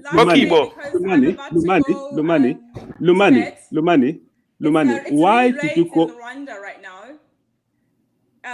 Dinus, it's really, really early in the morning. Can I just have my last say? Okay. Let in fact, we're gonna close out one more round. So Lumani, go ahead, then we'll do close out. I'm about to go to bed too. Go ahead. Thank you. Police brutality. I just want to say thank you for coming on, and thank South you African men for grow balls. saving this chat. I've been attacked. Even in the chat, they've been even No including my fighting spirit, husband. nothing. They've Just been including sit, allow Cracker to just butt you over. Thank you. They've been including my Calm husband down. for no reason. They've been attacking me personally. They don't know me, my husband. They don't know my situation. They've been calling me angry. Look, if any And South yet- African has the balls, they should come. And, I'll show him how to be a warrior. And yet, I've just been stating the same thing. My last point is this. In what's going on with the attacks, okay, is the fact that businesses like ShopRite, businesses like Pick and Pay, Can't even all crack biggest them businesses like Ackermans, all owned by Or Telcom. a Jewish man called Raymond Ackerman. You can Google him. His name is Raymond Ackerman. What he does is that he is the owner of all these businesses, including the British with Woolworths, and then there's the Jews with Old Mutual. What they do is Talking about education when land is taken away from you from the boys for 500 years. They pay a few, like a mob basically. They pay a few South Africans who are in dire need of help to basically start a They lock you guys in the coffin and tell you to stay in the coffin. And they basically pay them to attack other African businesses. This is from Somalis to Nigerians. They pay them to do this because these businesses are offering cheaper options directly from the manufacturer, whether it's clothes, whether it's foods. They are in the impoverished areas, in the townships, in whatever you call them, and they offer the cheaper, options. And so what these businesses do is that it becomes a threat to white business, because South African business is white business. And so when other Africans set up shop, from the Somalis to the Ethiopians to the Nigerians to the the truck drivers, Malawans, Mozambicans, they become a threat. Yet they are actually giving their South African Black people more of a cheaper option to live life in the poverty that the invaders have put them in. You understand? So what happens is when this mob gets, because people say it started with the taxi fight. That is not true. That is just the facade. It's been going on for a long time. And then what happens with the taxi drivers, and then it becomes a mob fight, and then they always are attacking foreigners, whether they're calling them kwere, whether they are calling them all sorts of names. And it's been going on for a long time. And at this point in time, other Africans are saying, you know what, including myself, we are tired of the same shenanigans, because at this point, it is, as you say, let's talk about solutions.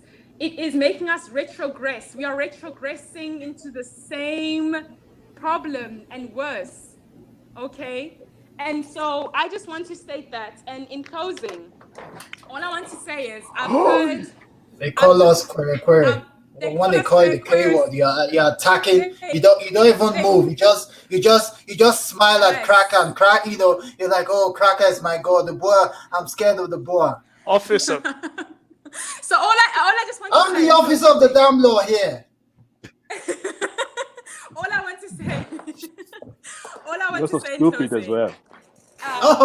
You call me stupid. Hold on now. You are simp. Oh, hey, Officer Delma. Are we children? Are we men? Behave like men. Come on now. Officer Delma. Let Lumadi finish. Go ahead. I'm sorry. Officer Delma, chill out. To respond to you, I would suggest in South Africa, you stop taking your frustration out as well on raping your women, because you've learned that from the invaders who raped you. You may then say it's going back to I'm not trying to point fingers, but that's a fact. And other African men, Black American men in majority, they do not act like this.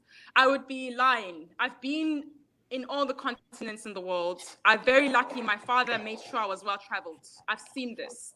You need to stop this, because what is going on, you are instead taking your frustrations out on your own women instead of actually fighting the white man that you say I'm so angry about, and I'm so angry. You know what? You'd rather have me 500 years. You'd rather have me be angry at white men than to be angry at my own African men. I'm very lucky. How can they be angry when they're kissing Cracker's ass all the time? I have a very strong father. Officer of the damn law. Can you let the woman speak?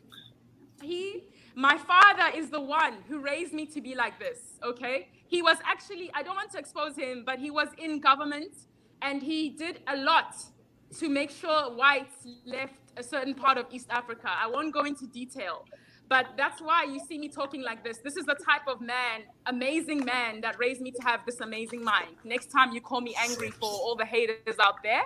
I And never called you lastly- angry. I never called you angry, by the No, way. not I never you, called not you you. angry. It's only a sin that will say that. Not you. I'm just talking about the people in the chat. For those who are saying I'm long-winded, if you pay attention and you comprehend, I'm the one who's going to finish last. Sister, you're so not long I'm with sister. You're as concluding. fearless as my mom.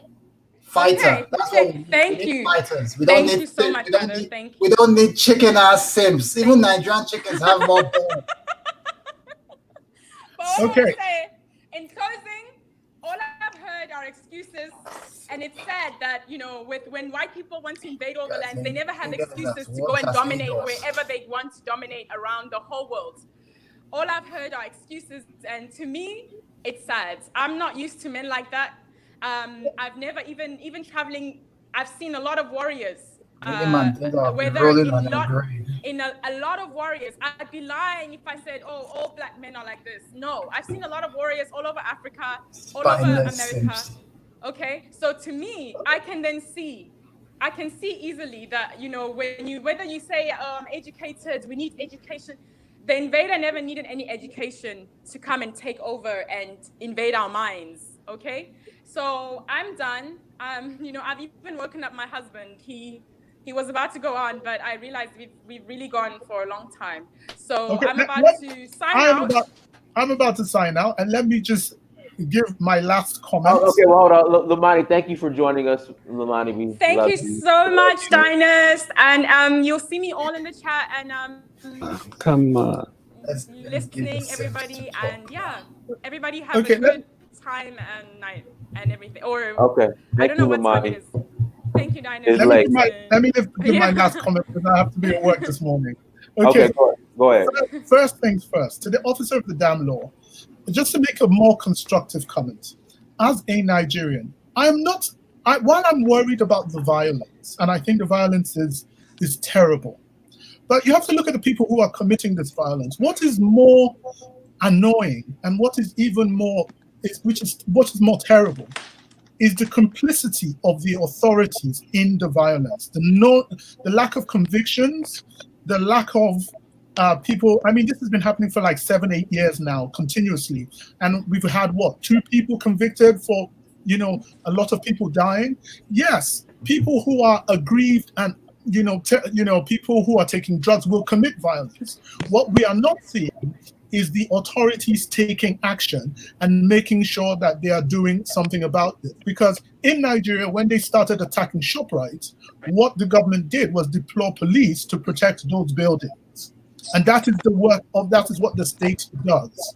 So in a sense, that is a more important response to be making, that the authorities in South Africa are actually not doing their jobs. And that is where we should be annoyed. That is where we should direct our anger. Because anybody in South Africa who is aggrieved and who lives in a tin shack and is taking drugs can wake up and attack his neighbor. You may not be able to stop that. What you can do is bring them to justice and show the consequence for that kind of violence. That's what we really should be talking about. Okay? Now, finally, I don't think, abusing South Africans is constructive. As I've said before, they come out of a very traumatic situation. They're trying to find who they are, and that takes time. And we have to be aware of this, and just kind of reeling insults and shouting, telling them, they're kissing crackers' ass, I don't think is very constructive. I think we need to do better. Do you understand? And in that, thank you, everybody. I think it's been a very constructive discussion. Yes, sir. Good night. All right, brother. Thank you so much for joining us. Mind Taker, anything you want to share in closing? Mind Taker. Hello. Yes. Anything you want to share in closing? 2 minutes. 2 minutes. I'm tired. I gotta go to bed. 2 minutes. All right. There's no hope for South African. Telling them they have a problem is not going to fix it. Like I said, if innate desire to be self-sufficient and preserve themselves didn't kick in, it's not gonna kick in now. And that most of them already turned to drugs and other things, which mean an indication they don't want to work on themselves. So telling them just stay away from them, pull away, they're gonna slowly reduce to a lower number. The white population is gonna kill them off. All we have to do is just move up, just protect the Western countries and just build the bridges there. We are wasting our time. It's game over for them. Okay. Officer of the damn law, go ahead and close it out. You got 2 minutes, Officer of the damn law. 2 minutes. Well, Diners, Prince Diners, this is what I want to say. Sorry about the whole outburst, but look, we have too many shuck and jiving, tap dancing, shoe shining coons, and it's getting too much. It's getting way too much. People are saying that for South Africans to have their land, they need to be educated. Like, what the hell? Land is important. They need their land back. Land is necessary. Like, my dad has lands everywhere and it's all in his name, and no government is going to collect it, because if they try it, people like me, being his first son and first child, will fight to the end with my cutlass. Yes. We don't have time for simps. I don't know. It's as if Julius Malema is the only guy with a backbone in South Africa. The rest of them are just simps attacking other people. They can't even go to Cape Town and do that nonsense. They can't even go to Cape Town and do that nonsense they are doing in Johannesburg. They can't. No, They know that they would get arrested in Cape Town by the they see the white South African, and like, he calls him the white South African calls them the K word, and they quiet, but they call us all sorts and they attack our shops. Yes. Okay. Well, guys, we appreciate everyone from joining. Everyone, thank you so much for joining. No problem, anytime. Anyone, thank you so much for joining us. Make sure you go to search for Uhuru on Instagram, Snapchat, Twitter, and Facebook.